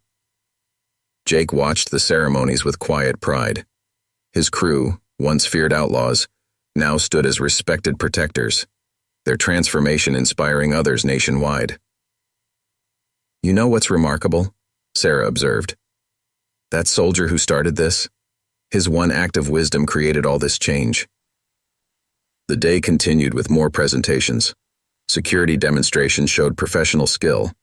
Counseling sessions revealed emotional healing. Family gatherings celebrated renewed bonds. Commissioner Stewart announced expanded funding. The city's committed to growing this program. Success like this deserves support. As evening approached, Jake gathered his original crew. "Look how far we've come. From terrorizing this community to protecting it, all because someone showed us another way." The transformation of the Rusty Anchor had become a movement, its success story spreading hope wherever warriors gathered, its methods bringing healing to broken communities. And somewhere out there, Jake thought, a Special Forces soldier's wisdom continued rippling outward, touching lives, changing futures, bringing warriors home. The ceremony concluded with a community celebration. Former enemies shared meals as friends. Rehabilitated warriors played with children they once frightened. The transformation complete yet continuing. "Dad," Danny said proudly. "They're calling it the miracle at the Rusty Anchor. But it wasn't a miracle, was it? Just wisdom meeting opportunity." The transformation had succeeded because it spoke to warriors in their language, offering purpose instead of punishment, protection instead of destruction, hope instead of fear. And as the sun set on another day of change, the Rusty Anchor stood as proof that transformation was possible, that redemption was real, that every warrior could find their way home. The morning after graduation brought unexpected news. Lisa arrived early at the Rusty Anchor, her expression a mix of excitement and concern. "Jake, Steve and I want to move the wedding here," she announced. "We think it's the perfect symbol of transformation." Sarah immediately began calculating logistics. A wedding? That would show everyone how much things have changed, from fear to celebration. Beast, overhearing, straightened his security uniform. "Boss, we could handle protection. Show everyone how professional we've become." Danny supported the idea enthusiastically. "Dad, think about it. Your ex-wife choosing to celebrate her new marriage at the place where you found redemption? That's powerful." Reed approached with his daily security report. The symbolism would be significant. Warriors who once destroyed things now protecting a celebration of love. "There's more," Lisa added softly. "Steve wants you to be his best man, Jake. He says your transformation inspired him to be a better person too." The news rippled through the Rusty Anchor. Veterans in training paused to watch Jake's reaction. Family counseling sessions quieted. Even Tom Wilson stopped his therapy group to listen. "A wedding here?" Martinez mused. "Perfect security training scenario, high-profile event, multiple participants, complex logistics." Sarah was already sketching plans. "We could showcase everything. Our security teams, our catering program, our community integration. Show people how far we've come." Snake coordinated with local businesses. Mike Chen's offering to handle the food. Says he wants to demonstrate his trust in our protection. Alex led his youth group in offering to help. We could handle the decorations, show people how the next generation's changing too. Colonel Harrison, still in town observing the program, saw opportunities. "Thompson, this could be a perfect demonstration of your rehabilitation model. Warriors protecting joy instead of causing fear." Katie helped her father Reed review security protocols. "Dad, can I be a junior security officer for the wedding? Show people how families heal together?" The day unfolded with renewed purpose. Training sessions incorporated wedding security scenarios. Family counseling discussed healing through celebration. Even Carlos contributed ideas from prison. "Think about it," Tom Wilson observed. "A year ago, this place was feared. Now it's chosen for wedding celebrations." Commissioner Stewart visited to discuss logistics. "This could be a powerful community event. Show everyone what rehabilitation really means." Dr. Phillips saw research potential. The psychological impact of transforming a place of fear into one of celebration, fascinating. Beast organized his security teams with military precision. Full perimeter coverage, coordinated communications, professional presence. We'll show them what we've become. Sarah expanded the plans. We could invite graduates from other centers, make it a national demonstration of warrior rehabilitation. Martinez coordinated with police. Full cooperation, but minimal visible presence. Let your men demonstrate their professionalism. The transformation of the Rusty Anchor continued evolving. Each new challenge bringing opportunities to demonstrate change. Jake watched his crew prepare, remembering their journey. From threatening celebrations to protecting them. That soldier's wisdom keeps spreading. Danny documented everything for his research. "Dad, this is perfect. Show the world that rehabilitation isn't just about stopping bad behavior. It's about creating good." Reed conducted specialized training sessions. Wedding security requires different skills. Less intimidation, more celebration protection.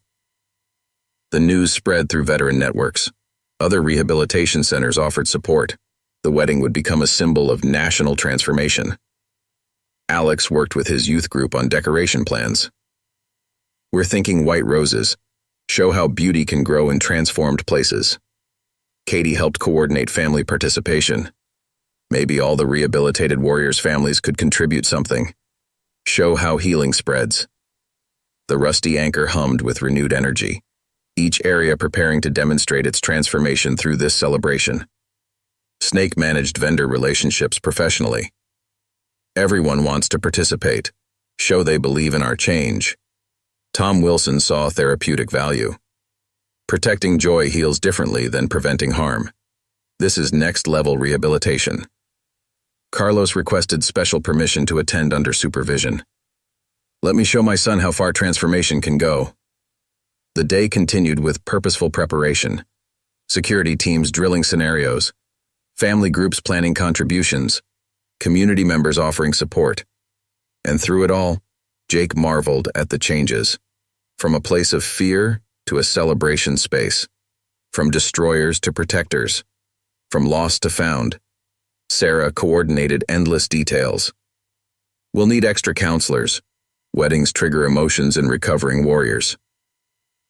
Beast developed comprehensive security plans. Professional, invisible, effective. Like guardian angels at a celebration. The transformation of the rusty anchor had reached a new level. Not just rehabilitation, but celebration. Not just protection, but joy. And somewhere out there, Jake thought, a Special Forces soldier's wisdom continued growing. From mercy to transformation to celebration. The day ended with quiet pride. Warriors who once threatened happiness now prepared to protect it. The circle of transformation completing itself in unexpected ways. You know what makes this perfect? Danny told his father. It shows that rehabilitation isn't just about stopping the bad. It's about creating the good. The rusty anchor stood ready for its next transformation. From fear to protection to celebration. Each change proving that redemption was real. And as night fell, Jake watched his crew prepare, knowing that every warrior's journey home passed through many transformations, each one making them stronger, better, more whole. The celebration would show everyone what they'd become. Warriors protecting joy, guardians of celebration, men who'd found their way home. Wedding preparations transformed the rusty anchor yet again. Sarah coordinated with professional decorators while Beast security teams ran complex protection scenarios. 3 layers of security, Beast explained to his teams. Outer perimeter, internal monitoring, and close protection, all invisible to guests. Reed trained his units in formal event protocols. Remember, we're not just preventing trouble, we're ensuring joy. Different mission, different mindset. Lisa arrived with her wedding planner, who initially balked at the location. A rehabilitation center? For a wedding? Watch, Lisa said confidently. She pointed to Beast's teams running drills with military precision. To Reed's daughter Katie helping arrange flowers. To former enemies working together to create something beautiful. Danny documented everything for his research. The transformation of space parallels the transformation of souls, from a place of confrontation to a place of celebration. Sarah managed logistics with professional efficiency. 200 guests, including military officials, city leaders, and families of rehabilitated veterans. This wedding's becoming a symbol. Snake coordinated with local businesses, all eager to contribute. Mike Chen's handling catering. The flower shop we used to shake down, they're donating arrangements. Tom Wilson saw therapeutic opportunities. Many of our veterans struggled with family celebrations. This event lets them heal through service. Alex led his youth group in creating decorations. See these centerpieces? Each one represents a transformed life, from darkness to light. Commissioner Stewart visited to review security plans. Thompson, your men have come further than anyone imagined, from threatening weddings to protecting them. Carlos received permission to attend under supervision. My son says this wedding shows everyone that change is real, that second chances work. Martinez helped coordinate interagency support. Minimal police presence. Let your teams show what they've become. The wedding planner watched veterans transform the space with military precision. This is actually incredible. The attention to detail, the professional coordination. That's because they're not just providing security, Jake explained. They're proving something to themselves and everyone else. Katie helped organize family participation. Each rehabilitated warrior's family contributing something, showing how healing spreads. Reed conducted specialized training. Celebration security requires perfect awareness with invisible presence, like guardian angels at a wedding. Dr. Phillips observed the preparations. The psychological impact is remarkable. Warriors who once destroyed happiness now dedicated to protecting it. Beast reviewed security camera installations. Full coverage but completely discreet. Guests should feel protected without seeing protection. Sarah coordinated with rehabilitation centers nationwide. They're sending representatives. This wedding's becoming a demonstration of national transformation. Colonel Harrison arrived early to observe. Thompson, you've created something extraordinary. Warriors finding redemption through protecting joy. The transformation of the Rusty Anchor continued evolving. Training rooms became reception spaces. Counseling areas transformed into dressing rooms. Even the security office became a staging area for wedding coordination. Remember our first night here? Snake asked quietly. When that soldier showed us another way? Look what his wisdom created. Lisa worked alongside Sarah, watching Jake direct his teams with quiet authority. He's found his purpose, hasn't he? Helping lost warriors find their way home. Danny helped document each transformation. Every change to this space reflects a change in souls, from chaos to order, from fear to protection. Alex's youth group practiced their roles. We're not just decorating a wedding, we're showing everyone what transformation looks like. Tom Wilson conducted special counseling sessions. Protecting celebrations heals differently than preventing harm. It touches the soul. Martinez reviewed final security plans. Your teams have achieved something remarkable. Total protection with invisible presence. The wedding planner admitted her initial doubts were wrong. This isn't just a rehabilitation center. It's a place of profound transformation. Beast coordinated with his teams. Remember, we're not just preventing problems. We're ensuring perfect moments. Reed trained his units in formal etiquette. Professional, courteous, invisible but present, like angels guarding joy. Sarah managed endless details. Each element shows how far we've come, from destroying happiness to protecting it. Carlos contributed ideas from prison. Let me be part of security. Show everyone that transformation reaches everywhere. The day continued with purposeful preparation. Veterans who once caused fear now ensured peace. Men who destroyed happiness now protected joy. Katie helped coordinate family participation. Every transformed warrior adding something beautiful, showing how healing multiplies. Colonel Harrison observed everything. This wedding's becoming a powerful symbol of warrior rehabilitation, protection through celebration. And through it all, Jake watched his crew prepare, marveling at their transformation. From threats to protectors, from destroyers to guardians. The Rusty Anchor hummed with positive energy, each area demonstrating change through service, each warrior proving transformation through protection. You know what makes this perfect? Danny told his father. It shows that rehabilitation isn't just about stopping harm, it's about creating beauty. The wedding would show everyone what was possible.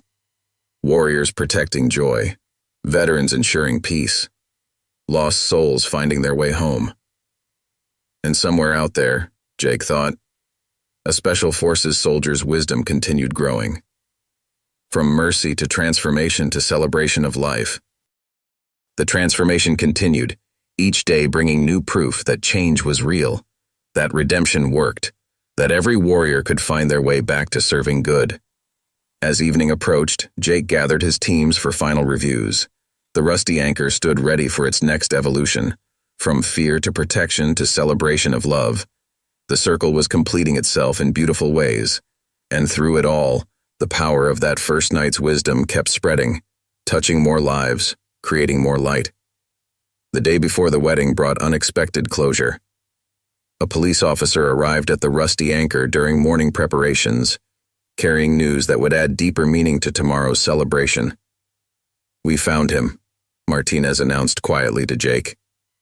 "The Special Forces soldier who started all this. His name is Master Sergeant Michael Anderson. He's stationed at Fort Bragg." Jake stood frozen, decorations forgotten in his hands. "Have you contacted him?" "Better than that," Martinez smiled. "He's being transferred here next month. The Pentagon wants him to help expand the program." The news spread through the Rusty Anchor like wildfire. Veterans paused in their preparations, understanding the significance of this revelation. "The man who changed everything," Beast whispered, straightening his security uniform. "He'll see what his wisdom created." Sarah immediately began planning. "We should invite him to the wedding. Let him see how one act of mercy transformed an entire community." Danny saw research implications. "Dad, this completes the circle. The catalyst returning to witness the transformation." Reed gathered his security teams. "Everything has to be perfect tomorrow. Show him what we've become." Colonel Harrison made calls to Fort Bragg. Anderson's record is exemplary. Multiple combat deployments, specialized in conflict resolution, the perfect choice for program expansion. The wedding preparations continued with renewed purpose, each veteran wanting to demonstrate their transformation to the man who made it possible. "Think about it," Tom Wilson observed. "One soldier choosing wisdom over force created all this change." Lisa and Steve arrived for final arrangements, hearing the news. "Invite him," Lisa insisted.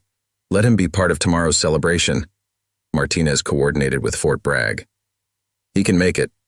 Says he's been following the Rusty Anchor's story in the news." Alex worked with his youth group. "The soldier who saved our dads is coming to see what they've become." Katie helped her father Reed adjust security plans. "He'll see how warriors who once caused fear now protect joy."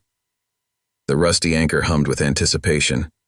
Veterans who'd never met Anderson felt connected to him through their shared transformation. "Boss," Snake reported, "every graduate wants to attend tomorrow. Show him how far his wisdom spread." Sarah managed the growing guest list. "We'll make room. This is too important to miss." Carlos requested permission to thank Anderson personally. "He didn't just save you that night. He saved all of us." Beast coordinated with his teams. "Tomorrow has to be perfect. Show him warriors can protect happiness." The wedding preparations took on deeper meaning, each detail demonstrating the journey from violence to protection. Danny documented everything.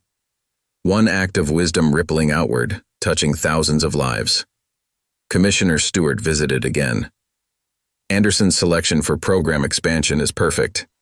He started this transformation. Now he'll help spread it." The day continued with purposeful energy, veterans preparing to show their transformation to the man who sparked it. "Remember that night?" Jake told his crew. "He could have destroyed us. Instead, he showed us another way." Tom Wilson saw therapeutic value. "Meeting Anderson will complete many healing journeys." Martinez shared more details. "He's been quietly supporting veteran rehabilitation programs nationwide, still choosing wisdom over force." The transformation of the Rusty Anchor seemed to deepen with the news. Tomorrow would be more than a wedding. It would be a demonstration of redemption's power. "Dad," Danny said quietly, "Anderson's arrival completes your research. Shows how transformation spreads from single acts of wisdom." Reed trained his teams with extra precision. "Tomorrow we show him what his mercy created." Sarah coordinated final details. "The wedding will show him how far transformation can reach." And through it all, the Rusty Anchor seemed to glow with purpose. Veterans who once threatened happiness now prepared to protect it. Beast reviewed security plans again. Perfect protection, invisible presence. Show him we learned his lesson well. The day wound down with quiet anticipation. Tomorrow would bring not just a wedding, but a reunion with the wisdom that started everything. "You know what makes this perfect?" Snake told Jake. He'll see his choice that night wasn't just mercy. It was transformation waiting to happen. The rusty anchor stood ready for tomorrow's celebration, ready to show Anderson how his wisdom had multiplied. And as night fell, Jake watched his crew make final preparations, knowing tomorrow would complete their journey from lost to found. The transformation would come full circle. The soldier who chose wisdom would see the fruits of his choice. Warriors who once destroyed would protect perfect moments. Tomorrow would show everyone what was possible when wisdom met opportunity, when mercy transformed lives, when lost warriors found their way home. The celebration would prove that transformation was real, that redemption worked, that every warrior could find their way back to serving good. And somewhere at Fort Bragg, Master Sergeant Michael Anderson prepared to witness what his act of wisdom had created. Wedding day dawned with perfect clarity. The rusty anchor, transformed by weeks of preparation, gleamed in the morning light. Beast's security teams took their positions with military precision, their presence professional yet nearly invisible. Master Sergeant Anderson arrives in 1 hour, Martinez informed Jake. He doesn't want any special recognition. Says this day belongs to the wedding. Reed coordinated final security checks. Everything's in position. Outer perimeter secure, internal teams ready, close protection in place. Sarah managed last-minute details. 250 guests confirmed, including representatives from 15 veteran rehabilitation centers nationwide. The first guests began arriving, greeted by Alex's youth group. Each young person proudly wearing badges identifying them as future protectors. Remember, Jake addressed his teams, today we show everyone what transformation looks like, from causing fear to protecting joy. Danny helped coordinate with research teams documenting the event. This wedding's becoming a case study in community rehabilitation, Beast reported from his command center.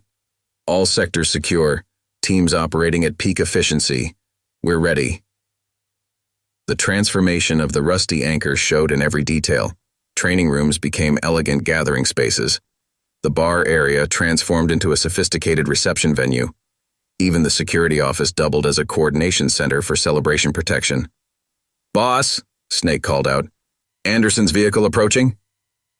Jake felt his heart race as a simple sedan pulled up. Master Sergeant Michael Anderson stepped out, his presence exactly as Jake remembered from that first night. "Mr. Thompson," Anderson said quietly, extending his hand. "Quite a change from our first meeting." The moment hung suspended. Then Jake did something that surprised everyone. He saluted. Around him, every veteran present did the same. "Sir," Jake replied, "you showed us another way that night. Everything you see here grew from that moment of wisdom." Anderson returned the salute, his eyes taking in the transformed space. "I've been following your progress. What you've built here, it's extraordinary." Sarah led Anderson on a quick tour. Every area demonstrated the journey from destruction to protection. Veterans who once threatened now stood guard over celebration. "The wedding starts in 30 minutes, Beast reported. "Everything's proceeding perfectly." Lisa arrived in her wedding dress, escorted by her son Danny. She paused when she saw Anderson. "You're the one, the soldier who helped Jake find his way back." "Ma'am," Anderson nodded respectfully. "I just showed him what he already knew. Warriors protect. They'd just forgotten for a while." The guests continued arriving. Military officials, city leaders, families of rehabilitated veterans, each greeted by professionally trained security teams. Carlos, under supervised release, approached Anderson. "Sir, your wisdom that night didn't just save them. It saved all of us." Reed's daughter Katie helped coordinate the seating. "Dad says you're the reason he came home to us, the reason he helps other warriors find their way back." Colonel Harrison welcomed Anderson officially. "Your transfer here is approved. The Pentagon wants this program expanded nationwide." The wedding ceremony approached. Beast's teams maintained invisible security while creating an atmosphere of perfect safety. "Watch," Jake told Anderson quietly. "Watch what your choice that night created." The ceremony began. Steve waited at the altar while Lisa walked down the aisle. Jake stood proudly as best man, his transformation complete. Sarah coordinated everything smoothly. The Rusty Anchor had become more than a rehabilitation center. It was a place of new beginnings. Danny documented the historic moment. One act of wisdom, creating endless ripples of transformation. The vows were exchanged under the protection of reformed warriors. Men who once destroyed happiness now ensured its perfect expression. Anderson observed everything with quiet approval. "Thompson, you've done something remarkable here. You've shown others the way home." The celebration continued flawlessly. Beast's teams provided perfect security. Reed's units maintained professional presence. Every veteran demonstrated their transformation through service. "Sir," Jake said during a quiet moment, "thank you, not just for that night, but for showing us what we could become." The day progressed with perfect coordination. The Rusty Anchor proved itself more than a rehabilitation center. It became a symbol of complete transformation. Martinez watched her former adversaries protect public celebration. From threats to guardians, the perfect redemption story. Tom Wilson saw therapeutic success everywhere. Warriors healing through service, protecting joy instead of causing fear. And through it all, Anderson watched quietly, seeing how his choice that night had multiplied beyond imagination. The transformation had come full circle. The wisdom that sparked it had returned to witness its fruition. Jake gathered his teams for a final briefing. "Today we showed everyone what's possible. Warriors can find their way home." The celebration proved transformation was real, that redemption worked, that every lost soul could find their way back to serving good. And as the sun set on perfect moments protected by reformed warriors, the Rusty Anchor stood as testament to the power of wisdom over force. The circle was complete, and through it all, the light kept growing, touching more lives, creating more transformation. The journey from lost to found had succeeded. Warriors who once threatened happiness now ensured its perfect expression.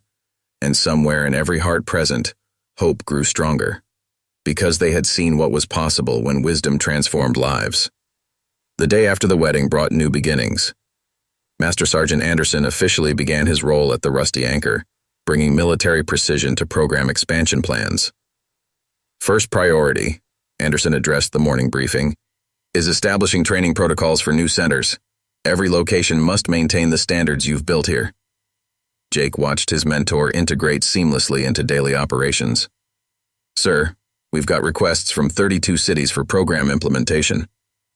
"And we'll help them all," Anderson replied, "but without compromising quality. Transformation requires perfect balance of force and wisdom." Sarah managed expansion logistics. "We've got training teams ready for deployment, each led by a graduate who understands the journey personally." Beast coordinated security operations. "Sir, we've developed comprehensive protection protocols, from rehabilitation to community integration." Reed conducted advanced training sessions, teaching others what we learned here, how to transform from threats to protectors. Danny worked with research teams. The data's compelling. Every rehabilitated warrior influences at least 20 others toward positive change. The Rusty Anchor hummed with renewed purpose. Veterans who completed their transformation now prepared to help others find their way home. "Watch this," Tom Wilson told Anderson, leading him to a counseling session. Warriors who once caused fear now helped others overcome it. Martinez brought more news. 5 more police departments requesting program implementation.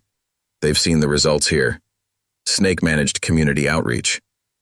Local businesses want to sponsor new centers. They've witnessed the transformation firsthand. Anderson observed everything with quiet approval. "You've built something remarkable here. Now we'll help others replicate it." Alex led his expanding youth program, teaching kids that real strength protects, that warriors can choose a better path. Katie helped coordinate family support services. Every center needs strong family programs. That's where healing starts. The transformation of the Rusty Anchor continued evolving. Training spaces expanded. Counseling areas grew. Protection services developed. "Sir," Beast reported. "Security teams ready for deployment, each trained to maintain perfect protection with invisible presence." Carlos contributed from prison. Other inmates requesting program implementation. "They've seen the changes in us." Commissioner Stewart visited with more officials. "The mayor wants to fast-track expansion, make this city a model for national rehabilitation." The day continued with purposeful energy, Anderson's presence adding deeper meaning to their mission. "Remember that night," Jake told his teams. "One moment of wisdom created all this. Now we pass it on." Sarah managed growing programs. Each center will combine rehabilitation, protection, and community service. Reed trained deployment teams, teaching others what we learned, how to help warriors find their way back. Danny documented expansion protocols, creating a replicable model of transformation, from lost to found. The Rusty Anchor stood ready for its next evolution, from local center to national movement, from single transformation to widespread change. "Boss," Snake called out, "got more veterans arriving. Word's spreading about Anderson joining us." Martinez coordinated with law enforcement nationwide. "Every department wants to understand your methods." Tom Wilson developed advanced counseling programs. Healing warriors through service, protection as therapy.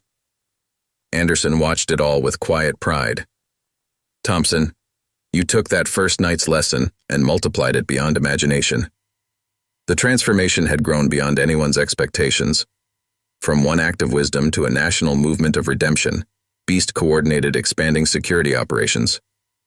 Perfect protection, invisible presence, teaching others our standards.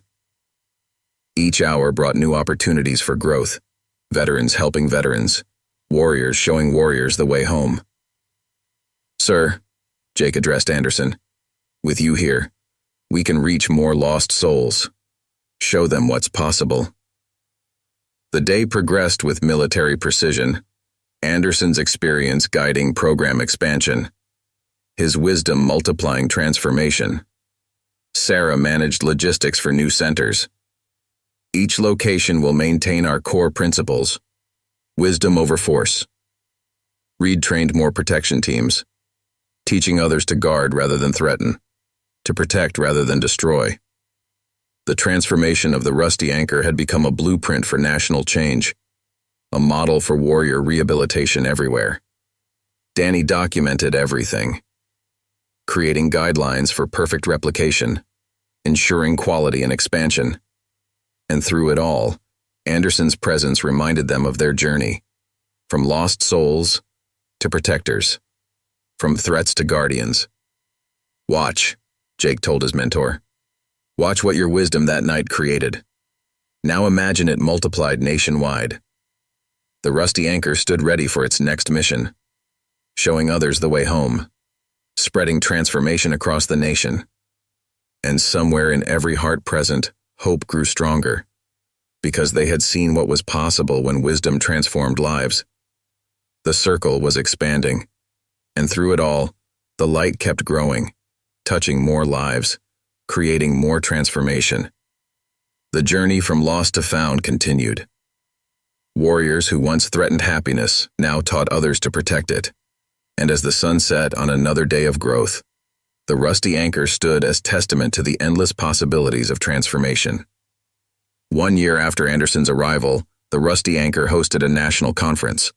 Representatives from 50 rehabilitation centers gathered to share success stories and strengthen their growing network. Today, Jake addressed the assembled crowd, we celebrate not just our transformation, but the spread of wisdom across the nation. Anderson stood beside him, pride evident in his bearing. What started here has touched thousands of lives, warriors finding their way home everywhere. Sarah managed the massive event with practiced efficiency. 2,000 attendees, each center reporting similar success rates in rehabilitation. Beast coordinated security teams from multiple locations. Perfect protection protocols in place, showing everyone our standards. Reed conducted advanced training demonstrations, teaching others what we learned, how to transform from threats to protectors. Danny presented comprehensive research findings. The data's clear. This model works. Rehabilitation through protection changes lives. The rusty anchor had evolved beyond recognition. Multiple buildings now housed various programs. Training facilities stretched across the block. "Remember our first center?" Tom Wilson asked the gathering. "Now look, 50 centers nationwide, each helping warriors find their way back." Martinez shared law enforcement statistics. Crime rates dropping in every city with an anchor center. The model proves itself repeatedly. Snake managed the expanding business network. Companies nationwide hiring our graduates, trust-building communities everywhere. Carlos, now released and working as a counselor, shared his journey. From prison to protection, the transformation reaches everywhere. Alex led youth programs from multiple centers, teaching the next generation that real strength protects, that warriors choose wisdom. Katie coordinated family services across the network. Every center prioritizing family reunion. That's where lasting change begins. The transformation had spread beyond their wildest dreams. Centers in every major city. Warriors helping warriors nationwide. "Sir," Beast reported to Anderson, "security teams operating at peak efficiency across all locations. Your standards maintained perfectly." Commissioner Stewart addressed the gathering. What started here has become a national model for veteran rehabilitation. The day continued with presentations from various centers, each sharing unique perspectives on implementing the anchor model. "Watch," Jake told the assembly. "Watch how wisdom multiplies when warriors help warriors." Sarah managed expanding programs nationwide, each center maintaining core principles while adapting to local needs. Reed trained protection teams from new locations, teaching others to guard rather than threaten, to protect rather than destroy. Danny documented success stories from across the country, every center reporting similar transformations, warriors finding purpose through protection. The Rusty Anchor stood as the flagship of a growing movement, from local experiment to national standard, from single transformation to widespread change. "Boss," Snake called out, "more centers requesting implementation support. The network keeps growing." Martinez coordinated with police departments nationwide. Every city wants an anchor center. They've seen the results. Tom Wilson developed advanced healing programs, using protection as therapy, warriors healing through service. Anderson watched it all with quiet satisfaction. "Thompson, you've taken that first night's lesson and created something extraordinary." The transformation had exceeded everyone's expectations. From one act of wisdom to a national movement of redemption. Beast coordinated security operations across all centers. Perfect protection, invisible presence. Our standard everywhere. Each presentation brought new proof of success. Veterans helping veterans. Warriors showing warriors the way home. "Sir," Jake addressed Anderson, "your wisdom that night, look what it created." The day progressed with military precision. 50 centers sharing experiences, thousands of warriors finding their way back. Sarah managed the growing network. Each location maintaining our principles, wisdom over force everywhere.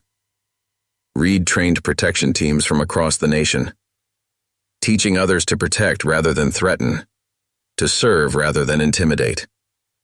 The transformation of the Rusty Anchor had become a blueprint for national healing, a model for warrior redemption everywhere. Danny documented the movement's growth, creating guidelines for perfect replication, ensuring quality and expansion. And through it all, Anderson's presence reminded them of their journey, from lost souls to protectors, from threats to guardians. "Look," Jake told his mentor, "look what your wisdom created, a national network of transformation."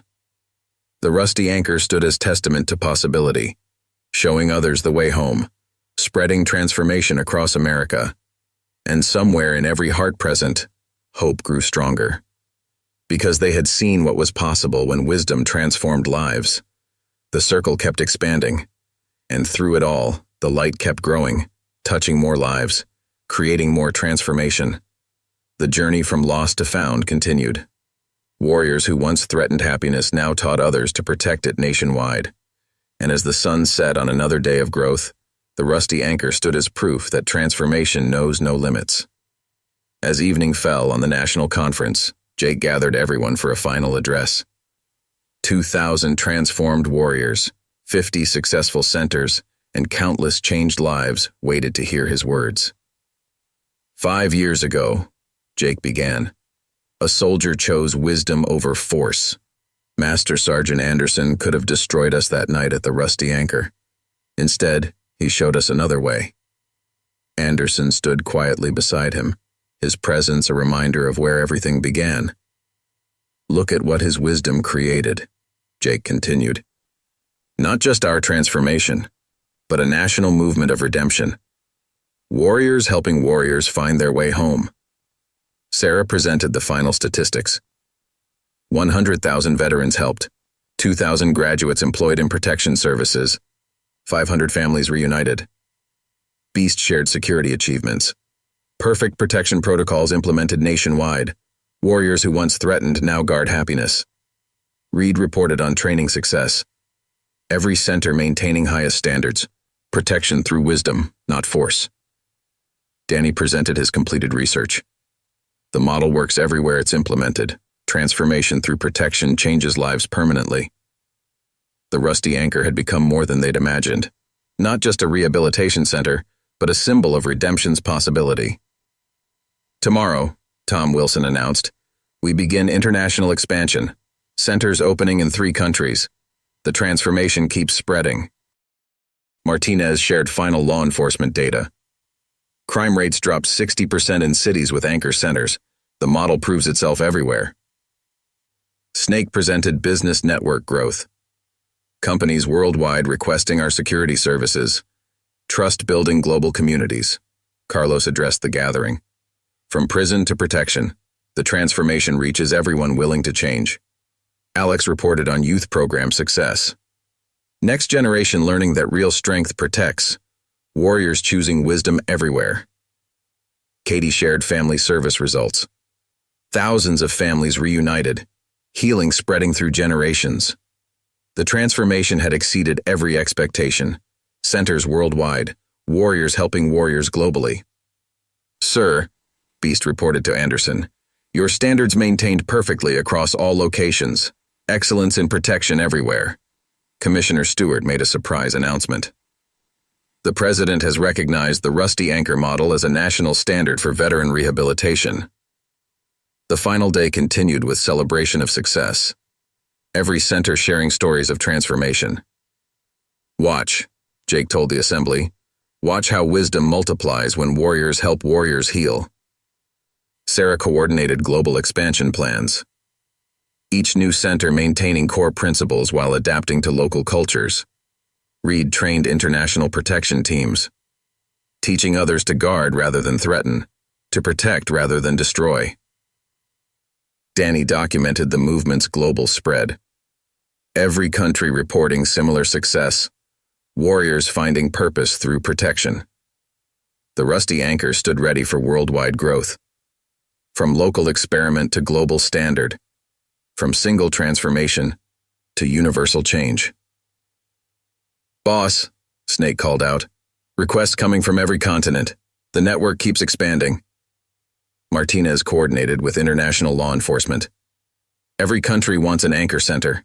They've seen the results. Tom Wilson developed cultural adaptation programs, using protection as therapy across all cultures, warriors healing through service. Anderson watched it all with quiet pride. Thompson, you've taken that first night's lesson and created something extraordinary. The transformation had become unstoppable.